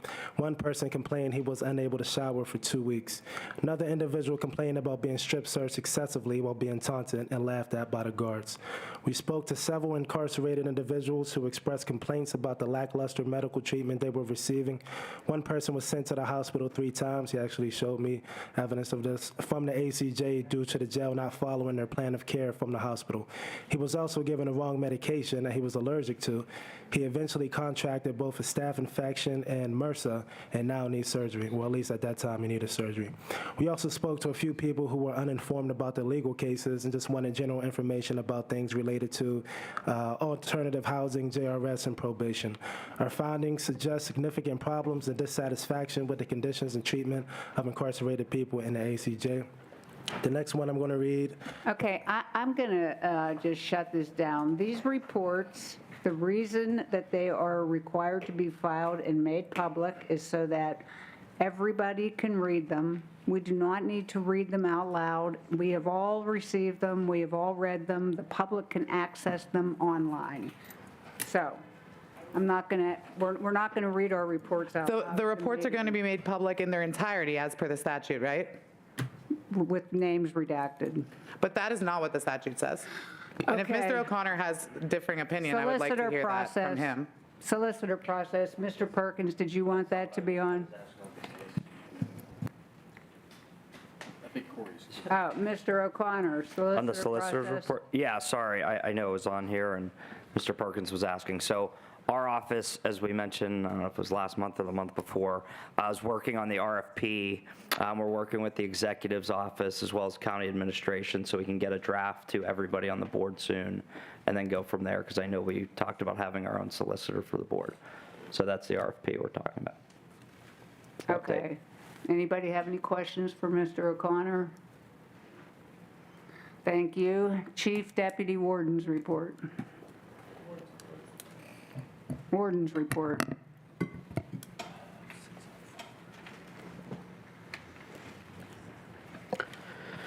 Good evening, Board. I'd like to begin by discussing our new monthly Warden's report.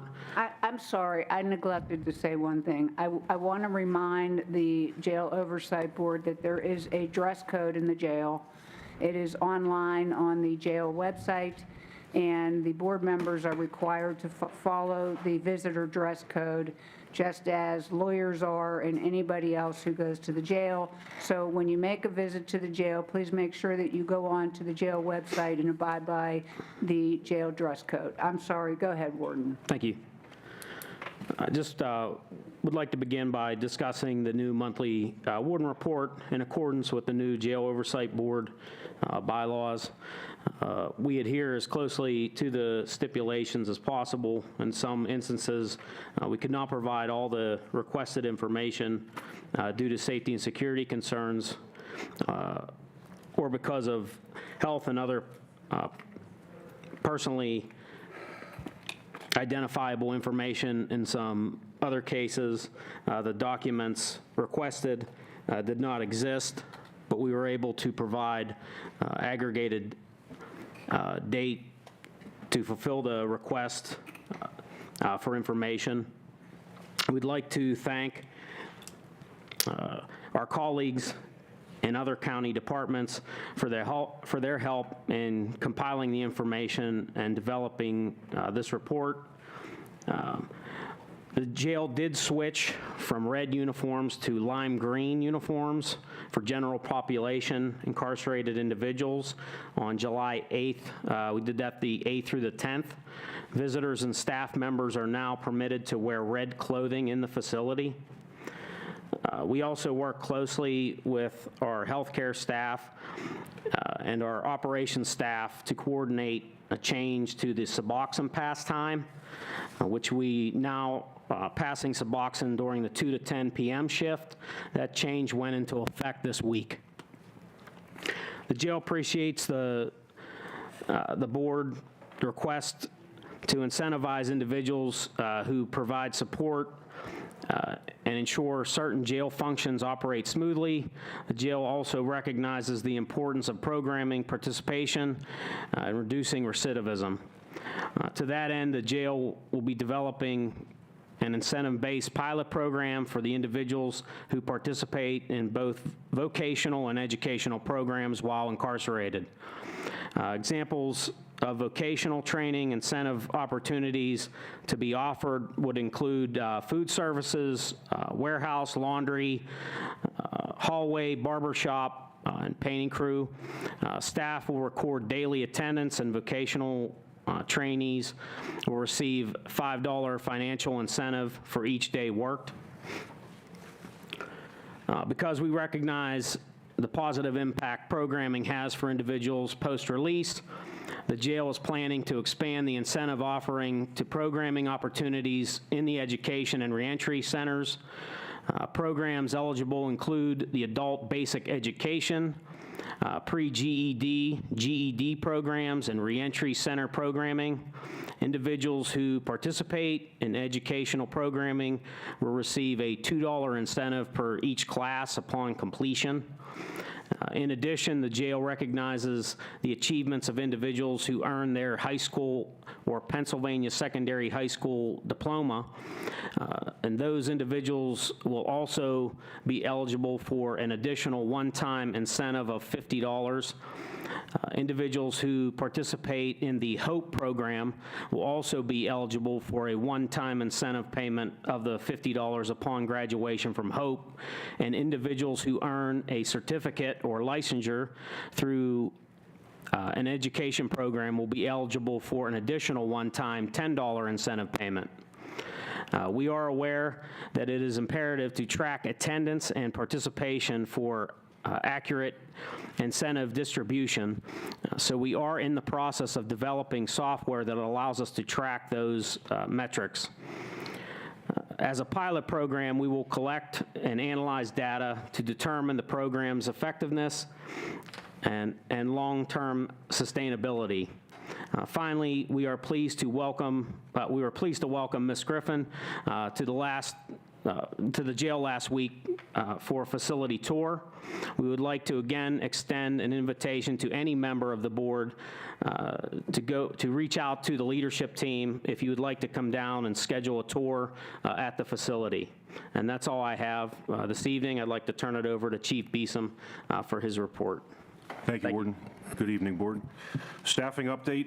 Since the last Oversight Board meeting, we had one new hire into a supervisory position.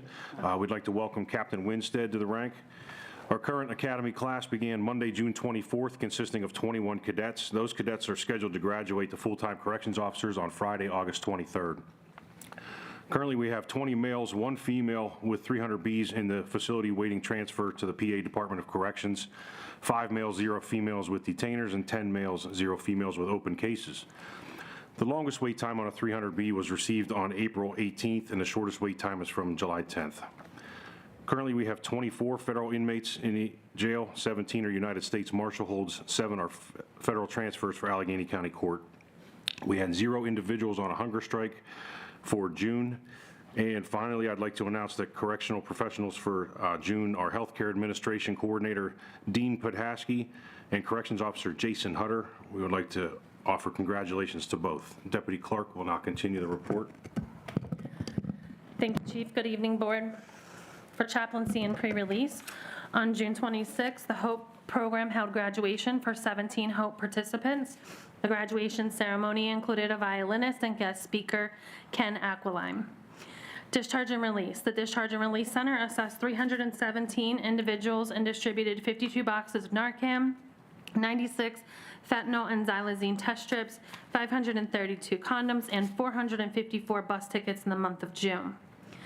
Contact visits. The jail is continuing to host contact visits for juveniles, incarcerated workers, veterans, and reentry program participants on Saturdays throughout the month. For the month of June, a total of 80 incarcerated individuals received contact visits from 161 family members. Residential placement services.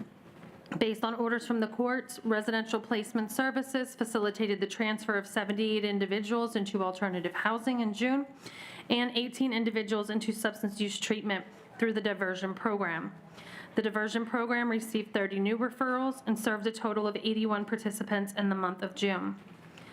The medical assistance program assisted a total of 110 individuals with completing medical assistance applications upon release from the jail in the month of June. Reentry services. Several new cycles of classes have begun in reentry. Peace education began on June 25th, harm reduction on July 8th, and relationship class on July 10th. On June 25th, Paran Shepard from Community Kitchen visited the jail and presented information on the training and workforce development opportunities and services that are offered through Community Kitchen. In June, the reentry team met with Positive Pathways to discuss a collaboration of services that would provide additional support to reentry clients post-release. The reentry team had an opportunity to tour the West End location and learned about the medical support the program can provide, such as mental health therapy, health evaluations, and prescribing medication, which includes medication-assisted treatments. Educational services. During the summer education program, the juvenile students worked diligently on art projects that have been displayed on the juvenile housing unit. The project provided the opportunity for students to use their imaginations as well as their artistic talent. A lot of hard work went into the project. The students enjoyed participating, and they have taken a lot of pride in their work. The jail is continuing to partner with the League of Women Voters and BPEP to provide voter education and registration events to the incarcerated population in the jail in advance of this year's general election. League of Women Voters and teams comprised of volunteers and the jail's caseworker team will work together to provide voter education and encourage registration. That concludes this month's report for programs. Deputy Warden Holly Martin will provide the healthcare services update. Good evening. Medications-assisted treatment for substance use disorder and expansion. 33 individuals were prescribed oral naltrexone. 3 individuals received Vivitrol injection prior to their community release. 330 individuals were treated with Suboxone. 30 individuals were treated with Sublocade. 18 individuals were treated with Brixadi. 61 individuals were treated with methadone. During the month of June, for Torrance commitments and admissions, 4 patients were admitted and transferred, 5 patients were committed, 3 patients had their commitment rescinded due to clinical stabilization, and currently 40 patients are awaiting admission, with the longest waiting since March. Tier 4 and 5 mental health data. 1 individual was identified as Tier 5. 22 individuals were identified as Tier 4 for June. Sick call queue numbers. Sick call requests for medical, 102 waiting. 102 sick calls with the longest waiting for 2 days. Sick call for mental health, 2, longest waiting for 2 days. Sick call for dental, 12, longest waiting is 5 days. Psychiatrist appointments, 441, longest waiting 7 days. Mental health specialist appointments, 20, longest waiting 7 days. Sick call completions. For the month of June, there was 181 visits completed for sick call dental, 953 visits completed for sick call medical, 327 visits were completed for sick call mental health, 1,292 visits were completed by medical providers, 1,225 visits were completed by the psychiatrist. As the warden stated, the MOUD medication pass has been changed from overnight to the evening shift on 2 to 10, and that started this week. And I wanted to bring some clarifying information that was asked last month regarding patients transitioning from the oral medication to injections. Multiple reasons were listed after a consultation with the providers. Medications, patients who are being inducted and want to receive the injectable form, they first have to be started on oral medications. Patients have demonstrated they cannot successfully manage the responsibility of taking the oral medication, and the medical decision has been made to allow them to transition to a more injectable form. This is to help manage diversions and contraband misconducts. There, again, has to be repeated episodes for any decision for that transition to happen. Some patients have fatigue of taking daily medications, so they're looking for something more convenient and less burdensome, not only in the jail, but in the community if they are working. This would be less appointments needed for the oral versus injections.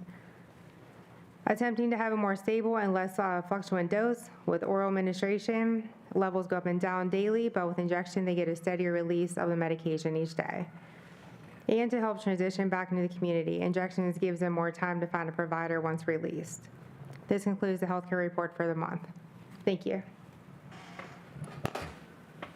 Questions? Ms. Griffin? Yeah, I just wanted to comment quickly on my visit. It was not an announced inspection that would require a report from me, so you won't see a report from me on that visit. But I did it intentionally because although I have been to the jail in the past as an attorney visiting clients and have only really just had, gotten to visit someone on a pod in a conference room, I really wanted to have a tour of the entire jail, and even it was brief, and there's parts of it that I missed, so that when I do an announced inspection, I kind of know what I want to see, like I know what I'm looking for. But I do appreciate everyone's help, and that tour was very helpful, and I would encourage anyone who hasn't done it to do it. Thanks. Thank you. Anybody else? Questions? I just Mr. have one O'Connor? for health. How many people are waiting to go to Torrance? 40 are waiting? Sorry. And then how many, just a question, because, mental health is a large conversation. How many are capable of standing trial? Do you ever get into that with them? I don't know those numbers. Okay. Oh, yeah, I just If they're wondering waiting to that. go to Torrance, there's already been a determination that they're not competent. Prior to? Yes. Okay, got That's it. why they're going to Torrance, to be restored. I didn't know that. But the Allegheny County Jail, as far as I know, is the only jail in the state that works to restore people. Correct? Correct, yeah. We're the only jail that does that. And oftentimes, people can be restored through treatment. And you said you restored 4? It was 3 for the month of June. 3. And so they won't go, they'll keep assessing them. And if it turns out that between then, because of their medications, they're now competent, they'll do the reassessment and they'll say they're now competent and they no longer need to go to Torrance. The problem with Torrance is a lot of the other counties send people there to even assess them as to whether or not they're competent. So the waiting list to go to Torrance is long. So. Ms. Innamorato? Thank you.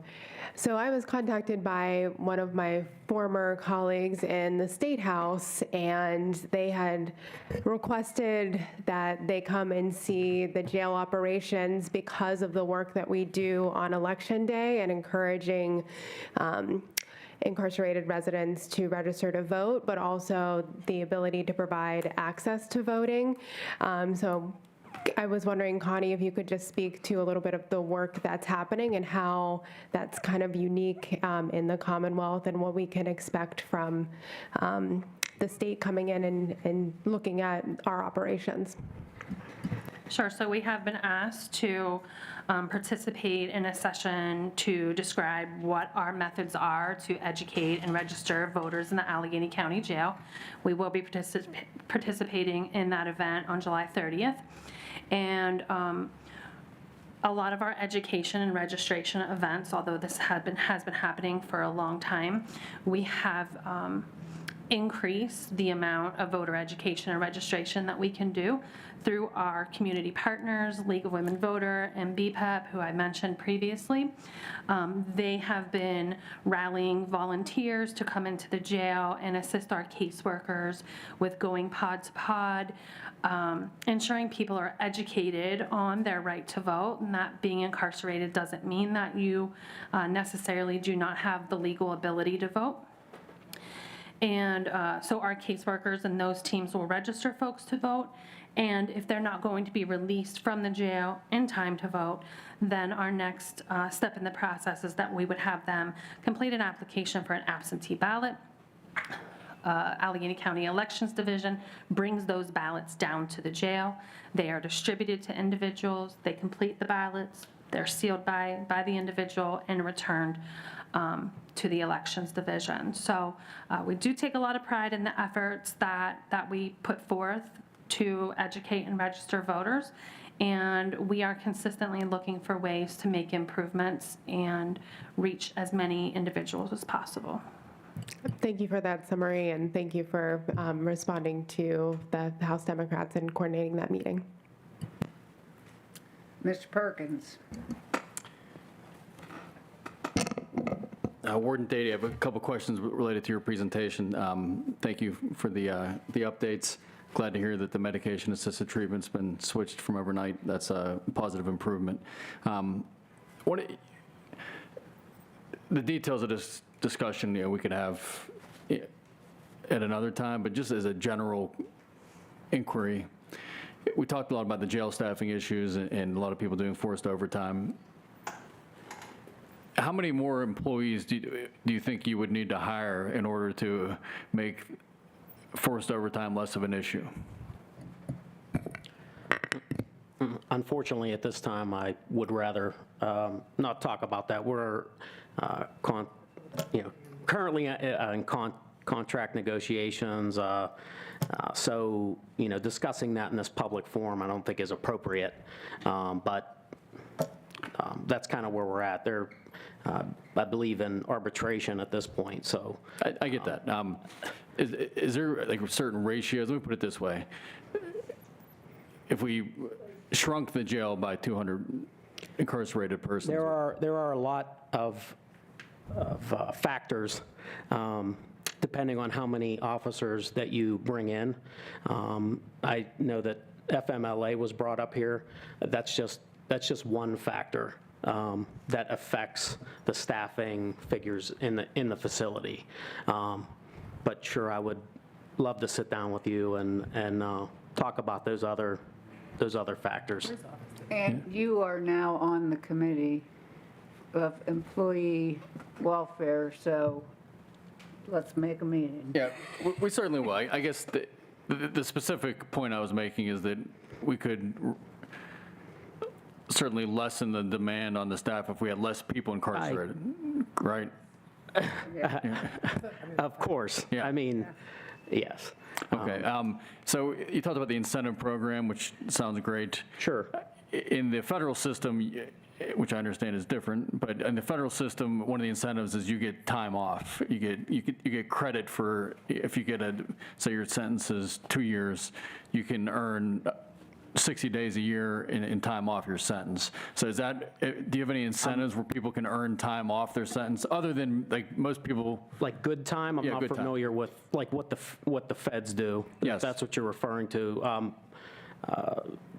Yeah, I'm not knowledgeable with as far as earning good time. But if that's what you're referring to, that's not what we're trying to establish with this type of program. But I mean, county sentence, if the judge controls parole, so they wouldn't even be able to do that. If somebody's serving a county sentence, not to my knowledge only the judge with what can we're doing parole with the this. person. But that could be up for another discussion. I don't know. I'm just saying that's the law. The law is if somebody's serving a county sentence, the judge controls parole, not the parole board or some other entity. So you wouldn't be able to give credit for good time. I understand, maybe with some interagency cooperation, that could be something we could look into. Just, that would be a very powerful incentive for people to complete all the program they could if they can leave jail sooner. Sure. Certainly. Sure. So I get the question is, we don't have that, but I'm not saying it's your fault, but that's just not one of the incentives that are available. It's monetary incentives, correct? Sure. And, I mean, yeah, as far as what you just referred to, like in the state system, you complete programming, and that helps you to earn parole, if that's kind of what you were referring to, earlier with the state system. Yeah. We'll think about it. Anyway. As far as the 40 people who are awaiting transfer to Torrance, and maybe this is again kind of a judicial issue more than the jail issue, but is there discussions about whether people can be released into the community and restored to competency outside of the carceral setting? Not that I'm aware of. But I mean, I can look further into like, the 40 people that are waiting. Some of them people have been waiting since March, like I said. So they're continuously being reviewed. Is that part of the process to say, well, this person, we're going to wait 6 months, maybe this is a person that we couldn't release to the community rather than wait to go to Torrance and be restored to competency that way? I would have a feeling it's more on the judicial side of it, but again, I would have to look deeper into that one. Okay. That's all I have. Ms. Hallam? Yeah, I got some questions. Okay, my first question is about the ICE detainers. I know that you're going to look into the specific case and make sure that person is not being held wrong, but I just want to make sure that the ICE policy that is on the website that I have in front of me here is still the policy, or if the ICE policy has been changed. It's still accurate. Okay, it's so accurate. So you would agree that if someone is being detained in the ACJ right now by ICE only, it would be in violation of the jail's policy? I would agree. Gotcha. Thank you very much. Next question. Just some questions that came out of our recent visits. So who is the staff person who is responsible, or like not the person, but what position is responsible for helping someone get housing so they can get released from jail? There isn't a specific position, and it would depend on what type of housing that person was asked to obtain. Housing is a very complicated issue when it comes to individuals that are incarcerated. It is very challenging to often obtain housing for them.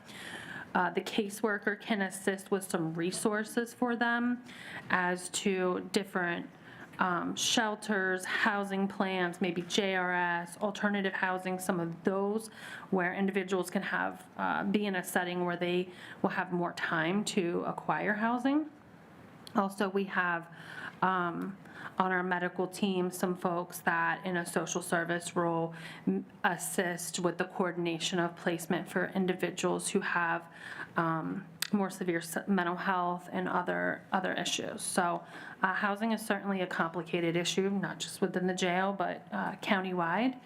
And we're doing what we can in partnership with Department of Human Services to try to tackle some of those. But it most definitely is a challenge. Yeah, I was just unaware until I met this person that people were housed in the jail after prison just because they didn't have a home plan. That was news to me. And so I'm just wondering how many more people like this there may be in the jail. I don't know. I'm not aware of people that are being housed there just for that reason, but that doesn't mean that they couldn't be there for that reason. Yeah, so this person was coming from state prison, finished the sentence, did not have a home plan, so they sent them to jail. Is that something that you've seen before? I can't recall a specific case, but again, that doesn't mean that it didn't happen. That would be at the discretion of the courts. Okay, so that's a court's call. It's not your call or the SCI's call? Right. Okay. What? If you get me a case name, I will. I can't, we already went over this in the names, right? No, get me. If you get me a case name, I will look into it, because I've never heard of such a. Okay, send you the person. Yeah, me. Okay, gotcha. Makes no sense Okay, to me. next It makes no question sense. is, yeah, it doesn't make sense to me Okay, I'll either. look into it. Thank you very much. The next question is about, something that was really interesting in this jail report, which John, kudos to you and all the COs that participated in this. But one of the things that was most concerning to me that I've noticed a lot just since I've been on this board is we talk about how short we are in officers, and yet it seems that so many people are being promoted. Again, it says 4 or 5 deputy wardens, 5 or 6 majors, 10 to 15 captains, 30 plus sergeants. And that's something I've been noticing too. So I was just wondering if someone can speak to why we're promoting people from COs when we are so short on officers. Sure. Those numbers aren't accurate, but Do you have more accurate numbers? Because I have that was my next I know how question. many staff we have, sure. I mean, You know how many deputy wardens, majors, captains, and sergeants? we have myself, Deputy Clark, Deputy Martin, Deputy Toma, Deputy Young. So 5 deputy wardens? Yes. How many majors? 4, 4 majors. How many captains? 20, 20 captains. How many sergeants? 35. 35. Okay. So would you say that those numbers have gone up over the years? Recently, we've actually not filled some of those positions, especially the sergeant rank, because we didn't want to pull from the corrections officer rank, because we know of the staffing challenges that we're having. So we actually have open positions in the sergeants as supervisors that we have not filled. And would you say the percentage of open positions in sergeants, captains, majors, and deputy wardens is a higher or lower percentage than the percentage of vacancies we have for corrections officers? There are no vacancies besides the sergeants that I just mentioned. So, okay, so the COs is really where we're experiencing the staffing issues and nowhere else? Right. Okay. So how many of the people in those positions currently were promoted from within? I don't have those stats with me. Okay. Sorry to interrupt. No, it's Captain okay, that we thanks. just brought on board was, he retired from the PA Department of Corrections, came from outside the jail, so we didn't pull from any internal staff to make that promotion, if that helps with what you're trying to find out. Yeah, I'm trying to figure out how many people we're promoting from within if we are creating vacancies by promoting from within. But okay, thank you very much. Next question is about tablet charging. So again, for the next meeting, heads up, I plan on introducing a motion to create a process for allowing them to charge their tablets in the middle of the day. Can you guys speak just a little bit to why that hasn't happened? And then also regarding the tablets, something I didn't get to in one of the reports was that the policy for the tablets, the cutoff time for the tablets, what is 2200? 10 o'clock is 10 o'clock, and there are specific pods that are taking them away at 8:30. At 8:30, and so can you guys just speak to those things? Why no charging, and why do certain pods take them away from people before they're supposed to? So I think it would be helpful in looking at the charging situation as to what pods you encountered that on, because everyone, a lot of the pods do have charging stations right out in the open where individuals can go and plug in throughout the day. They cannot. I've been on over a dozen pods. I don't even know the exact number. And every single pod that was a complaint, you can see the charging station. I can see it, but they're not allowed to use it. Okay. That's something that we need to look into then. Yeah, I would really, really appreciate that, because again, this is people who, like, when we get there at like 5 o'clock, their tablet's dead already. And that does happen. I mean, they are on their tablets for a significant period throughout the day, and like with any technological device, it's going to need to be recharged. But we'll have to find out where the disconnect is. Okay, that would be really helpful. And then what about the time? Like, is it a jail policy that the officers on the pod are supposed to collect them at 10, or is that up to the discretion of each pod officer? So typically, like our general population pods, we collect them around the 8 o'clock p.m. count time. Okay. The ones that keep them longer are the individuals that participate that have work assignments, that have programs as incentives to participate in those. Some of the folks that work in the dietary department, they don't get back upstairs until 7:30 at night. So we want to give them an opportunity to get on their tablet, make their phone calls, do their visits, if they need to do legal research, whatever it may be. But that's why there's a variable in the times. So where is the policy that talks about 10 p.m.? That's not like a set policy because I know the tablets get cut off at 10 p.m. Right. So why can't they keep the tablets until 10 p.m. if the tablets work until 10? Because that would require our corrections staff to go around, pick up the tablets after we had already locked in for the 8 p.m. count time. Okay, so the individuals that keep them past that time, once count is done, they come back out into the day room for recreation. Okay, so it could be done that everybody could keep them till 10. It's just really a draw on the time of the officers. Can they not go cell by cell and collect them? They could. When they're doing like... Yeah, but I mean, they obviously have other things to do while they're working. Okay, so, okay, I'll get to that next month.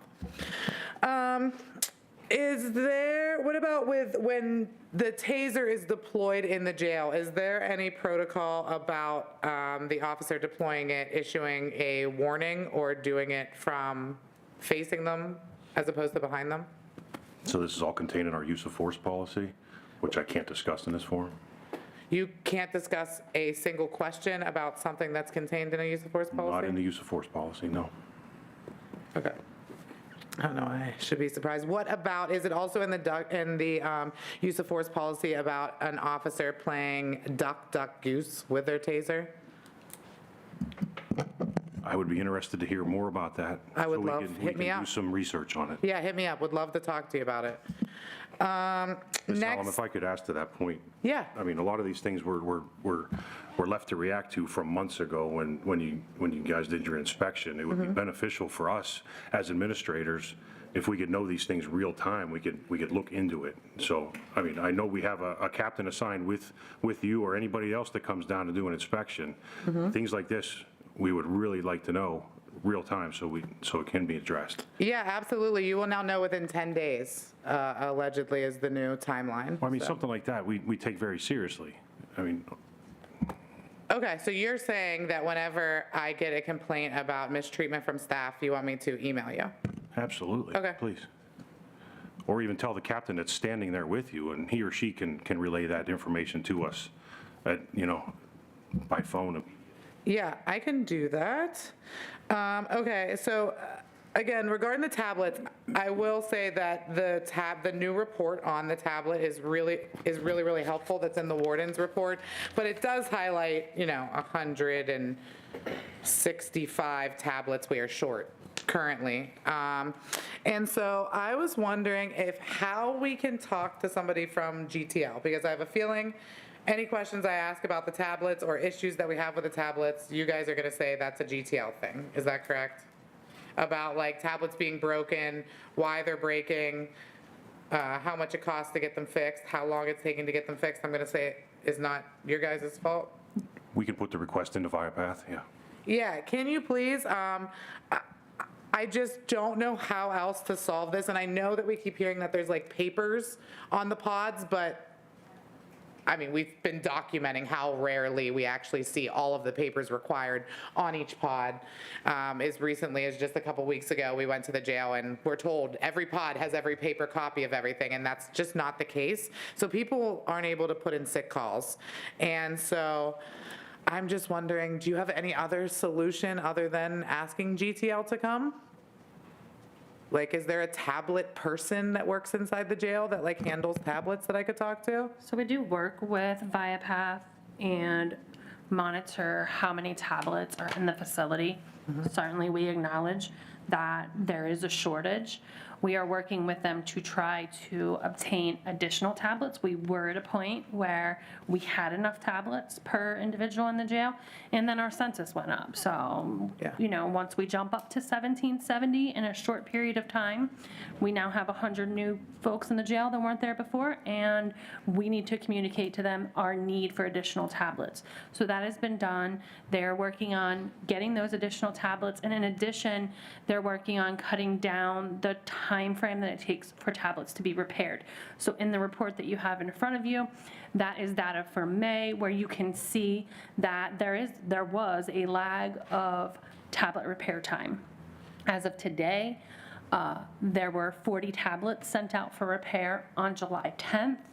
Those tablets, we were notified today, have all been repaired and are en route back to the jail. So we're working with them not just to ensure that we are staying abreast of our changing population, but also to cut down the time period of repairs, which was causing folks to be without tablets. So are you saying that today the oldest tablet out for repair is July 10th? Yes, ma'am. Okay, so why are the numbers that we are receiving for this meeting as of May 31st? Because that would be much like, as you said, you'd like to know real time. I also would like real time information. That report is the May report. Why? This is the July meeting. Well, in the next meeting, we'll have the June data, and that's how these reports are prepared. I do have with me that information, and that's why I'm relaying it to you, that there has been progress since the information that you're seeing in front of you. But you understand that this is the July meeting, and I'm wondering why the data that we have is 3 months old. Because the data in front of you is the data as of May 31st. Why? It's for May. The report is for May. Why are you giving me a May report in July? Well, for starters, this meeting was postponed by weeks due to the holiday. So you had more time to prepare the June report? The June report will be presented to the board for the July meeting. This is the July meeting. I apologize. That will be presented to the board for the August meeting.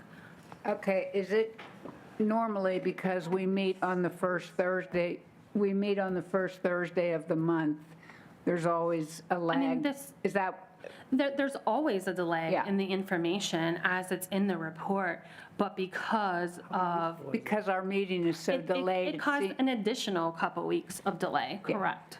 Okay, but normally, in other words, when we come back on August, let's say it's August 1st, August 2nd, we would have the June data. Correct. Because you don't have time to get the July data by the first couple of Correct. days of August. Is that? But is this it- time they had many more weeks. Yes, okay, they did. How much help, though, is old data? If she knows today, why can't we get live numbers?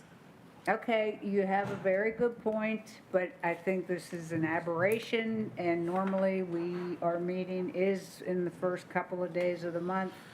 But your point is well taken. Well taken, but nothing will change. Okay. I then my don't know that next it's necessary because we normally don't change our meeting dates. This is the first time in the year that we've changed our meeting date. If we change our meeting date again and we move our meeting into the middle of the month, I would request that we have the prior month's data. Is that fair enough? I think that you're being facetious to say, oh, if we move it again to the middle of the month. What I'm saying is if today she knows data from a week ago, why isn't the information that we always get only a week old? Okay, well, it's not going to happen going forward. We're going to get as current as a week ago information? No, it's always going to be the prior month. Is it possible for you, when we come back on August 2, whatever day it is, to give us the data as of July 31? Is that possible? No, because the report is due to the board in advance of the meeting.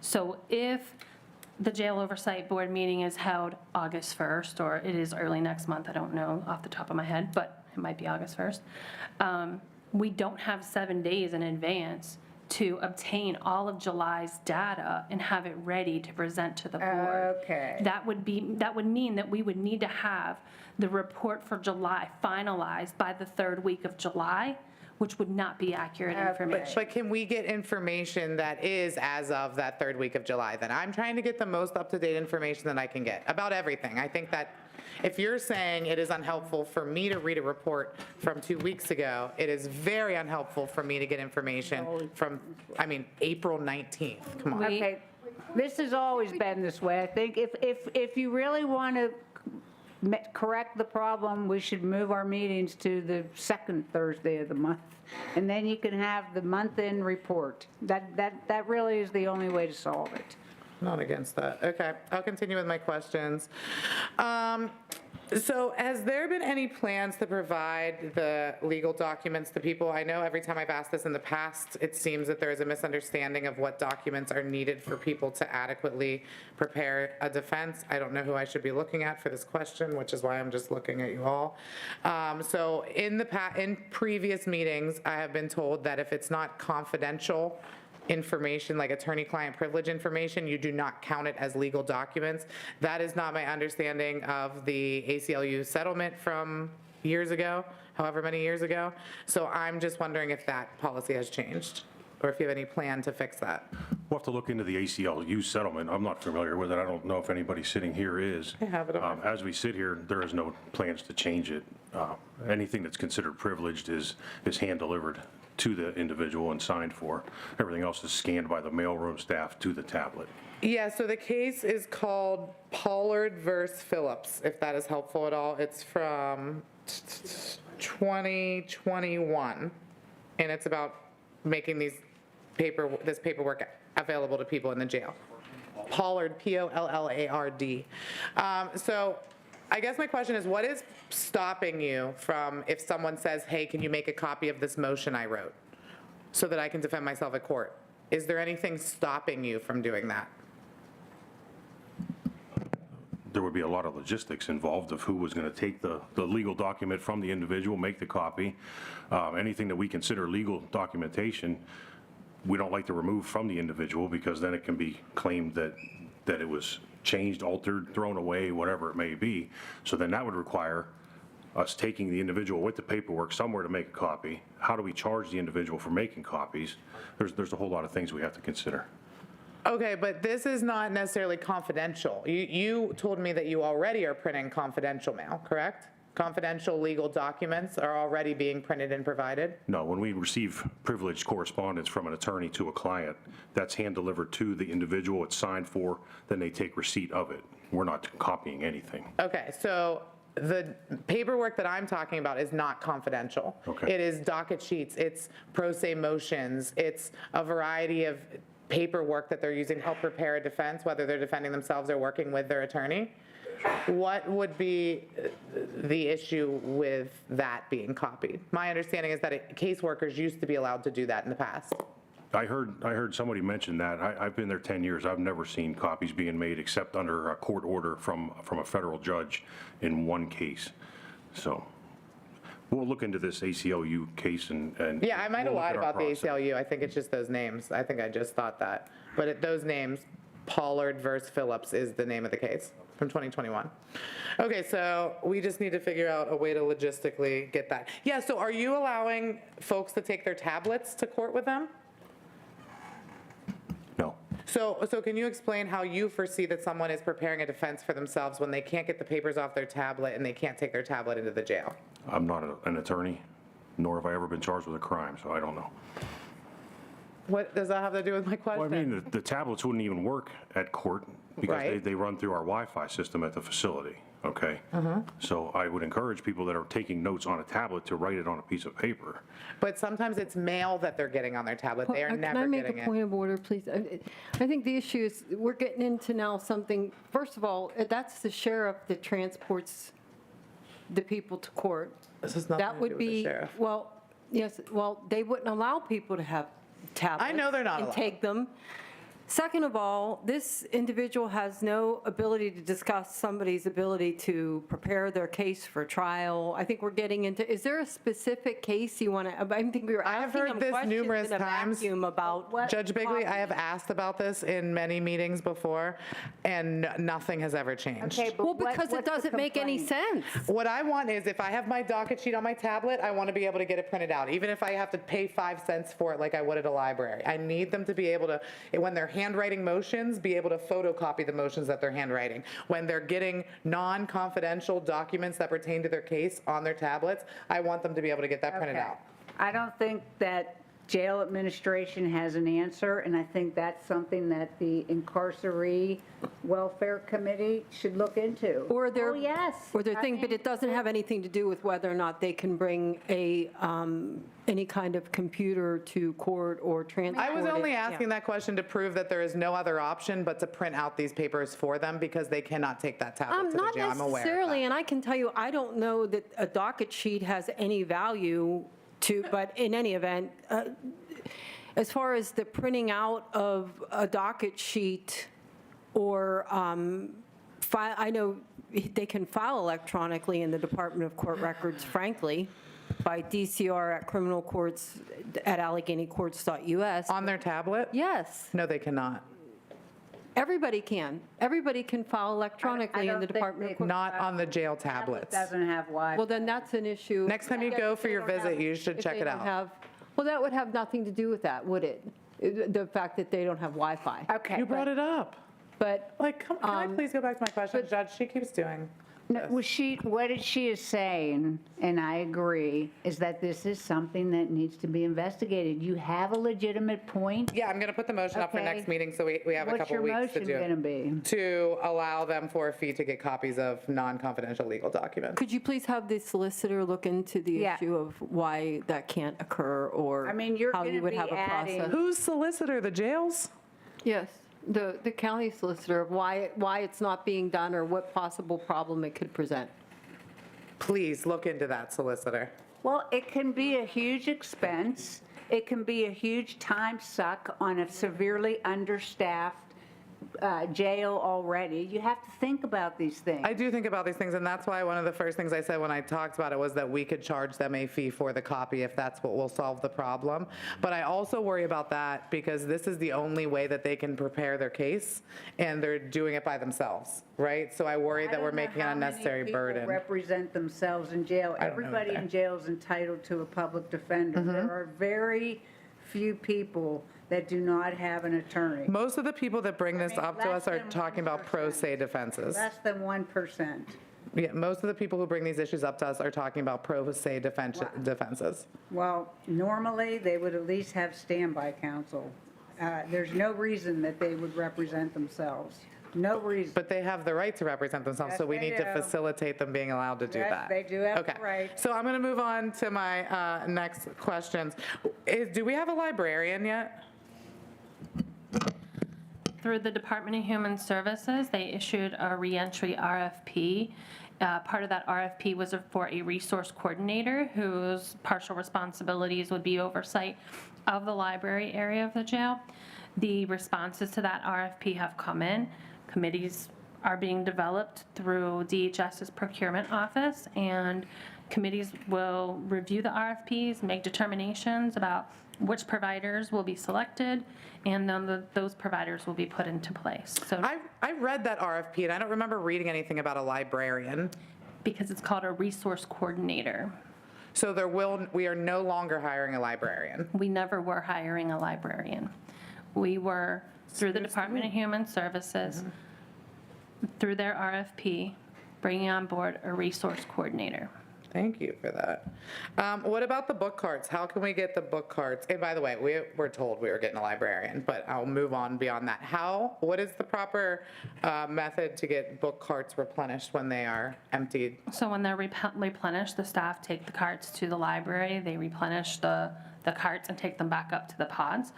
Often, once those carts hit the pods, the books are gone. I mean, it doesn't take long. Everybody is eager for those. They take them, and then they're not returned. So once we know that a cart is empty, or on a few-week basis, we check on those carts, restock them, and get them back to the pods. This also will be another responsibility of that resource coordinator position, so that we can have a higher level of monitoring on those carts and ensure more consistent distribution of those carts. Is there anything forbidding a cart from being replenished daily, a couple times a week? Staff availability. So if a staff member requests it, it can get replenished? No, I'm saying the reason it can't be filled every day is because we don't have the staffing in place to do that. Okay. What about the Inside Out program? Incarcerated folks were told that it's back. Is it back? So the Inside Out programs run at the same time as college courses do. So yes, in August, there is. This isn't a program. Inside Out is when you get food, like burgers and pop. Okay. Yeah. So, okay, they're two different names. Yeah. Cool. The takeout program is in the process of being worked on. There is some software issues as it relates to coordination with our OMS system and ensuring that individuals can order for people in the jail. We've been testing that program, and we're finalizing the details of that. So we hope that that will be coming soon. Okay, and is it called something new now?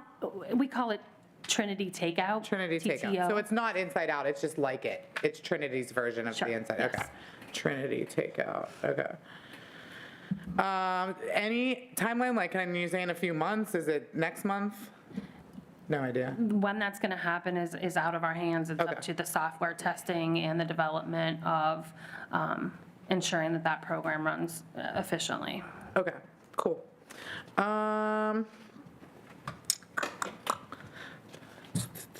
Oh, okay. Do you guys have data on what's discrepancies between the instant K2 test and the lab results, like how often they don't match? So the test we use is called a NARC-2 test. Oh, no, I put NIK, it's NA. It's close. But anyway, it's a presumptive test. Okay. So based on those results, then someone would be issued a misconduct and placed on pre-hearing confinement. Once we get the lab results, if they're negative and that's the only charge that was levied on the individual, they're released from that status. Okay, but they sit in, DHU, waiting on the lab result? Not necessarily DHU, they could go to 6F, they could, females 1C. Okay. They could go to 80 depending on the individual, so. Okay. But do you keep track of data about the discrepancies between positives on the instant test and negatives on the lab test? You're asking, do we track how many false positives do we get? Correct, I yes. don't believe we do, no. Okay. Is there any sort of, reparations or anything given to people who sit in administrative custody waiting the results and it turns out it's negative? No.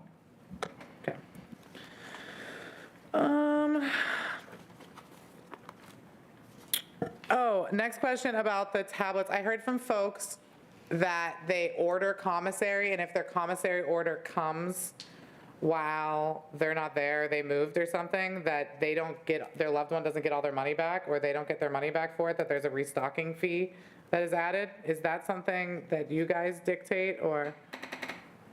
We'll have to check with the vendor, see if that's a contract issue. Okay. Do you know? Yeah, so basically, if I wasn't clear about my question, I ordered you a commissary package from, was it Trinity Summit? Which one does commissary? Oasis, yeah, from Oasis. And then you leave jail or you move to a different pod or whatever reason, your order gets sent back. I don't get all my money back. If a person's moved to a different pod, we'll make sure that gets there. The vendor will deliver it. If the person is released from our facility to another one, I think that's the scenario we have to look into. The specific incidents I'm talking about is like, I've heard this a couple times, but the one incident I'm talking about now, this person did not leave the jail. They were on restriction from receiving commissary at the time that the order was delivered, and their loved one was charged a restocking fee. Is that not supposed to happen? We'll have to look into it. Okay, cool. Next thing is, for the record, in one of our visits, we had to wait 45 minutes before we were allowed at the jail. We went in the proper way. We followed all the proper protocol. We had to wait 45 minutes, so I just want to make sure it is very clear to the jail administration that when we get there, you have to let us in. You can't like hold us there for, this was 40 minutes we waited for one of these visits, so. You guys understand that? Sometimes we come there and somebody's there in 5 minutes, but multiple times we're waiting 40, 45 minutes. I see, that you don't believe me, Warden. I will give you dates, specific dates that you can look how long we are standing in the employee entrance. Many times. But I thought we took care of that after that first visit, so I thought. Yeah, the last time it was maybe like 15 minutes. It was a lot quicker the last time, but we're still waiting. But since we're going over old reports. Appropriately dressed. What? Thank you. What'd you say? Appropriately dressed. Thank you. I have always been appropriately dressed. Have I not Okay. been? Because I was actually just looking when you brought that up. Sure, I I'll was- find out now. Yeah, I was wondering what it was. I know somebody said something to me like, are you allowed to wear shorts in here? But the visiting policy says I'm allowed to wear shorts as long as my butt's not hanging out, and my shorts come halfway down my thigh. So if there is another dress code issue that I don't know about, I would love to know it. Because that's the only comment that's ever been made to me is about shorts. So can you explain what your comment was about? No, we can let you know. Well, I mean, let me know before I come and do it if I'm doing something wrong. On, please. But you All said right. it too. Can I just know what I did? So I'm assuming it's not Manny because he always dresses like this. I read the dress code. Your whole trunk has to be covered, Yeah, so no low-cut shirts. Never. That's all I could think of. I wear t-shirts and spandex shorts. None of those are forbidden from the jail visiting policy. It's surprising that spandex is permitted. Is spandex permitted? In the visiting policy, it is not prohibited. So It should be in the policy. I have it. I Sorry. believe it's in the visiting policy that spandex, any lycra materials is prohibited. I didn't see it in there. It's not. You might want to revisit your policy. We'll verify. And if the policy has changed, you have to let us know about it because I actually don't even think that the dress code policy can keep us out of the jail. If I want to wear whatever I want, I could. But yeah, I always follow the I think it would be policy. respectful to follow the dress code policy. It would be, but I have, and I still get comments made about it, so I'd like to know what the issue is. Thanks. Next question that I have is about prescription medication. Is the jail keeping track of when people are not receiving their prescribed medication? Because we had an individual who missed 3 days of their Cymbalta and was going through physical withdrawal symptoms. So I'm going to say the same thing Chief did. If you come across anything in any of your visits, please email me. Are you going to respond? Because I have emailed both of these guys before, and I rarely get a response. So it would be nice if I would get a response. When you ask a question about a specific incident without a date or a time or a person, they really can't answer. If you would email them at the time of the incident, then they could give you a response and everybody wouldn't have to listen to all these questions that you're not going to get. Sure, an but no, answer my to. question was about a jail policy, a jail reporting mechanism. I am using a specific incident as my evidence of this is a problem. But my question was, do you keep track of how often people are not getting their prescription medication? I mean, there's ways to run reports, yes. Okay, and is it a problem that you've been concerned about? Because it's something I hear about very often. There are times where, yes, some medications just become unavailable, and we reach out to the pharmacy and get things rectified. Okay, so when someone's not getting their medication, it's because the jail can't get that medication from the pharmacy? I would have to know what specific medication we're talking about. Can you know what I just mean? give me examples of why medication would not be given to someone when they're prescribed it? Availability would be like one of the main reasons. Okay. We would have to make sure we have it in the jail. All right. But again, there's multiple medications out there that could be a reason why it's not available immediately. Okay. But there are also medications that you just do not give. Yeah. Like gabapentin, you don't give it. Yeah, they do. We do. We do give that. Okay, sorry. Yep, we do give that. Yeah, and I'm not talking about, I know there's medications that people don't get, but I'm talking about medications they get in the jail and then suddenly go days without it. Yeah. Well, that's not good. It would just be depending on what that medication was. How would I find out about this problem unless I talk to an individual who experienced it themselves? How would we as the Jail Oversight Board know when you're having shortages of medications? That's a very broad question. Well, I guess the better question would be, if you know you have an inmate who's on a medication, is there a process that you have, an inventory process, that you see you're getting low on this medication so that you don't run out and somebody's not deprived of their medication? Again, with stock medications, yes. Yes, we have a full inventory process. But again, some medications aren't stocked. Some medication comes from specialty pharmacies. Some people get their meds sent in from home when it's a super specialized medication. I don't really think that's a official term, but I'm going to call it a super specialized medication that we don't provide to the jail, but we get it from their homes. So yeah, sometimes there is a delay. It just depends on what the medication is and who the patient is and what the situation is. So I love to get real-time information. If you come across anybody having a problem, just please let me know. So related to this, wanting real-time information, that makes perfect sense. I mean, if we have an incarcerated person welfare committee, I mean, can we have jail staff sit down and we can figure out a way, like there's one point person and we see issues real-time? Sure. We communicate with that person and we can get a timely response? Yes. Yes, who is that person? Hi. I guess it would depend on the issue. Yeah, just if it's anything healthcare related, please just send me an email or let me Bisam, know. you know I've emailed you before and you haven't answered.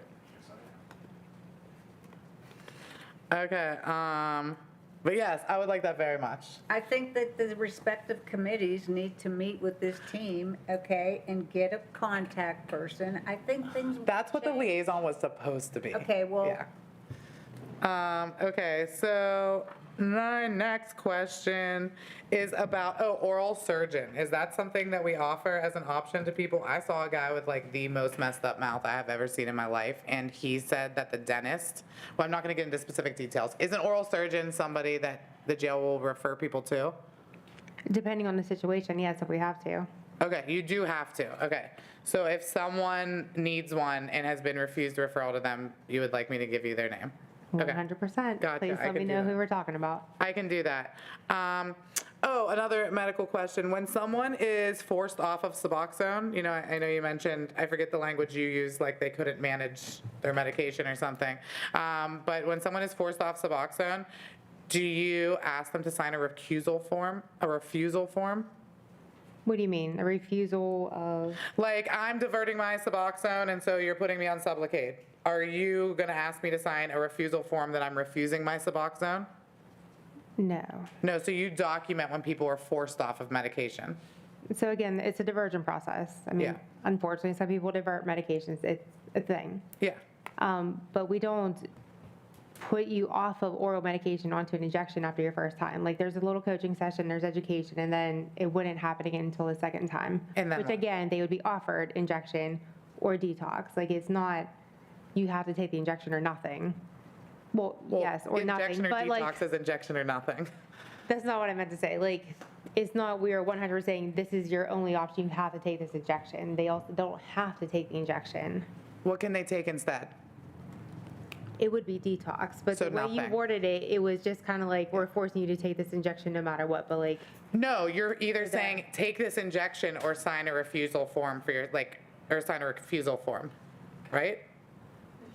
but they're not refusing the oral medication, so no, we wouldn't get a refusal form signed for oral. Okay, that was my question. When you are telling someone they cannot be on Suboxone, they either have to take the Sublocade or go through detox. When that happens, are you asking them to sign a refusal form for the Suboxone? No, because they're not refusing it. Right. Okay, gotcha. Is there any specific team at the jail that focuses on wound care? Is there a specific team, or is it kind of like all the providers, that's something they deal with? All the providers deal with wound care. Okay, so there's no wound care team that specializes in wound care? Not currently at the jail now. Okay, so why are folks missing wound care appointments and not being seen according to the same plan as the hospital gives them? Because I was under the understanding that they are being told it's something about the wound care team. I've heard that from two different people.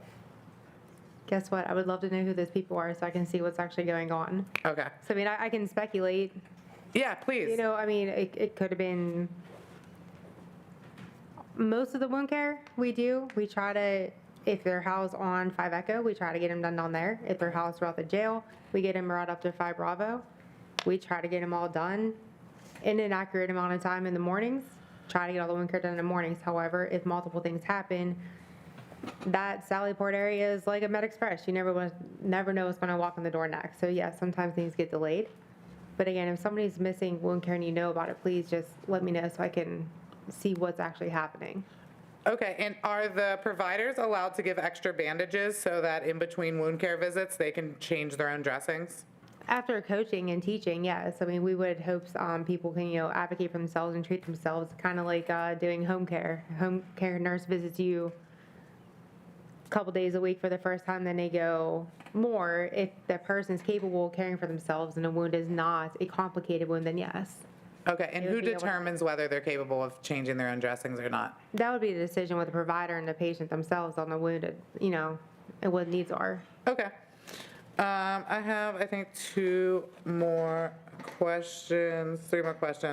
Oh, when an incident report is filed about an issue with food, for example, this incident is, they reported it to a staff who also saw a worm in a tray. And so the staff member filed an incident report on the worm in the tray, but both the staff member and the incarcerated person says nothing's followed up on. So I'm wondering, what is the process for that? When there is an incident report filed about an issue with the food, what is the next step? Who is the chain of command that should handle that? So the administration receives those reports and ensures that the dietary management is also aware of that so they can look into what may have happened. So Is there no follow-up with the folks who got the worm in the tray or the officer that filed the incident report? well, the immediate follow-up is obviously the tray is replaced with an appropriate meal. Right. But no, there's no follow-up with the individual. But you can understand why maybe somebody wouldn't want to eat a tray that they just had a worm in. Absolutely. Yeah, okay. My next question is about workers in the jail. Do they get some kind of special privileges about contact visits? Yes, they receive contact visits. Is it restricted to a certain type of worker, or do all workers receive contact visits? It is not restrictive unless it is a pod worker. Pod workers are not eligible for contact visits. All of the workers in the facility are. Why are pod workers not eligible? We just have never done contact visits for pod workers. They frequently change, and one of the requirements for an individual to get the contact visit is that they have to be a worker for at least 30 days. So we could make it that pod workers get them too, but they still have to meet that 30-day requirement. Yes, we would just have to get an effective process in place to be able to track who those pod workers are, because like I said, they do frequently change. But we're already doing that with the incentive program, right? Not yet. That's what we're working on with the incentive program, Okay. yes. And then my last question is about the gym. So I know when I was incarcerated, like there was one main gym. I don't think I've seen it since we've been going on visits, but the incarcerated folks are saying that it's being used as storage now, and they're wondering why the main gym, like not the little cages on the pods, is not being used for rec. Are you talking about general population pods, like the large gyms on our levels? I don't know. I remember like going to like NA meetings and stuff in a big gym. Okay. Is that are we talking about the same ones? I believe so. Okay. Yeah. So they're not being used for storage. Why they're not going to use the big gym is directly related to staffing concerns. Okay, that's what I thought. I was just wondering. All right, that's all I got. Manny. I only have a few because I want to get out of here. I do have to credit some of the people up here, including Rob, because you asked quite a few of the questions that I was going to ask about staffing. I do think it's important for me to say that if we can't meet the staffing requirements, then we should decarcerate the jail. That's just me. And of course, Bethany always asks excellent questions. She has something about the books and a library, and you said it's not a librarian, but it's a resource coordinator. Is that somebody that's on staff already or somebody you're planning to get soon? That is not somebody that's on staff, nor will they be a jail personnel. It is going to be through the Department of Human Services. We'll contract with an agency who will provide that person. In addition to handling library services, they will be responsible for accumulating and filing any resources, be it for incarcerated individuals or for the staff that assist those individuals. I got you. Is there a timeline on when you will get that person? So it's not jail personnel. This is an RFP that's gone through DHS's procurement office. We are in the process of, well, they are in the process of establishing those committees. The committees will review the proposals and make determinations about what providers will be selected. I got you.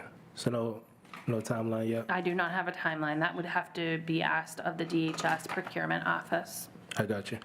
We talked a lot about tablets, and of course, I don't want to belabor anything. I just want to reiterate the importance of tablets, because every person we talk to basically says that, the tablet is their connection to the outside world and also how they communicate to the jail.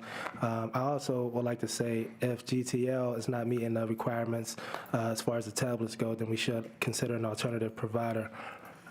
Somebody asked me, and I had no idea about this, what's the ACJ's Continuous Quality Improvement Program? I don't understand that. I don't know about that? No. No, me either. That's all good. I guess the last thing I want to say, quite a few people, I'm sorry, there was one public commenter who came in person, there was another one who submitted one online talking about nutrition and the food, and you actually mentioned, Beeson, about dietary management. I guess my question is whether or not there's an in-house dietitian, and if not, how feasible will it be for us to get one? We don't have one in-house. No, we've never discussed having one in-house. The vendor has always provided that person. I got you. Well, the only reason I mention it is because, of course, there are multiple complaints about food. Of course, we put stuff in the reports. Quite a few people have come here talking about their dissatisfaction with the food. Ms. Holland just talked about somebody finding a worm in a tray. I think there's value in having more oversight about the food specifically. You know what I'm saying? If it is possible for us to get an in-house dietitian, I think that's something we should explore. That's it. We're adjourned. Thank you.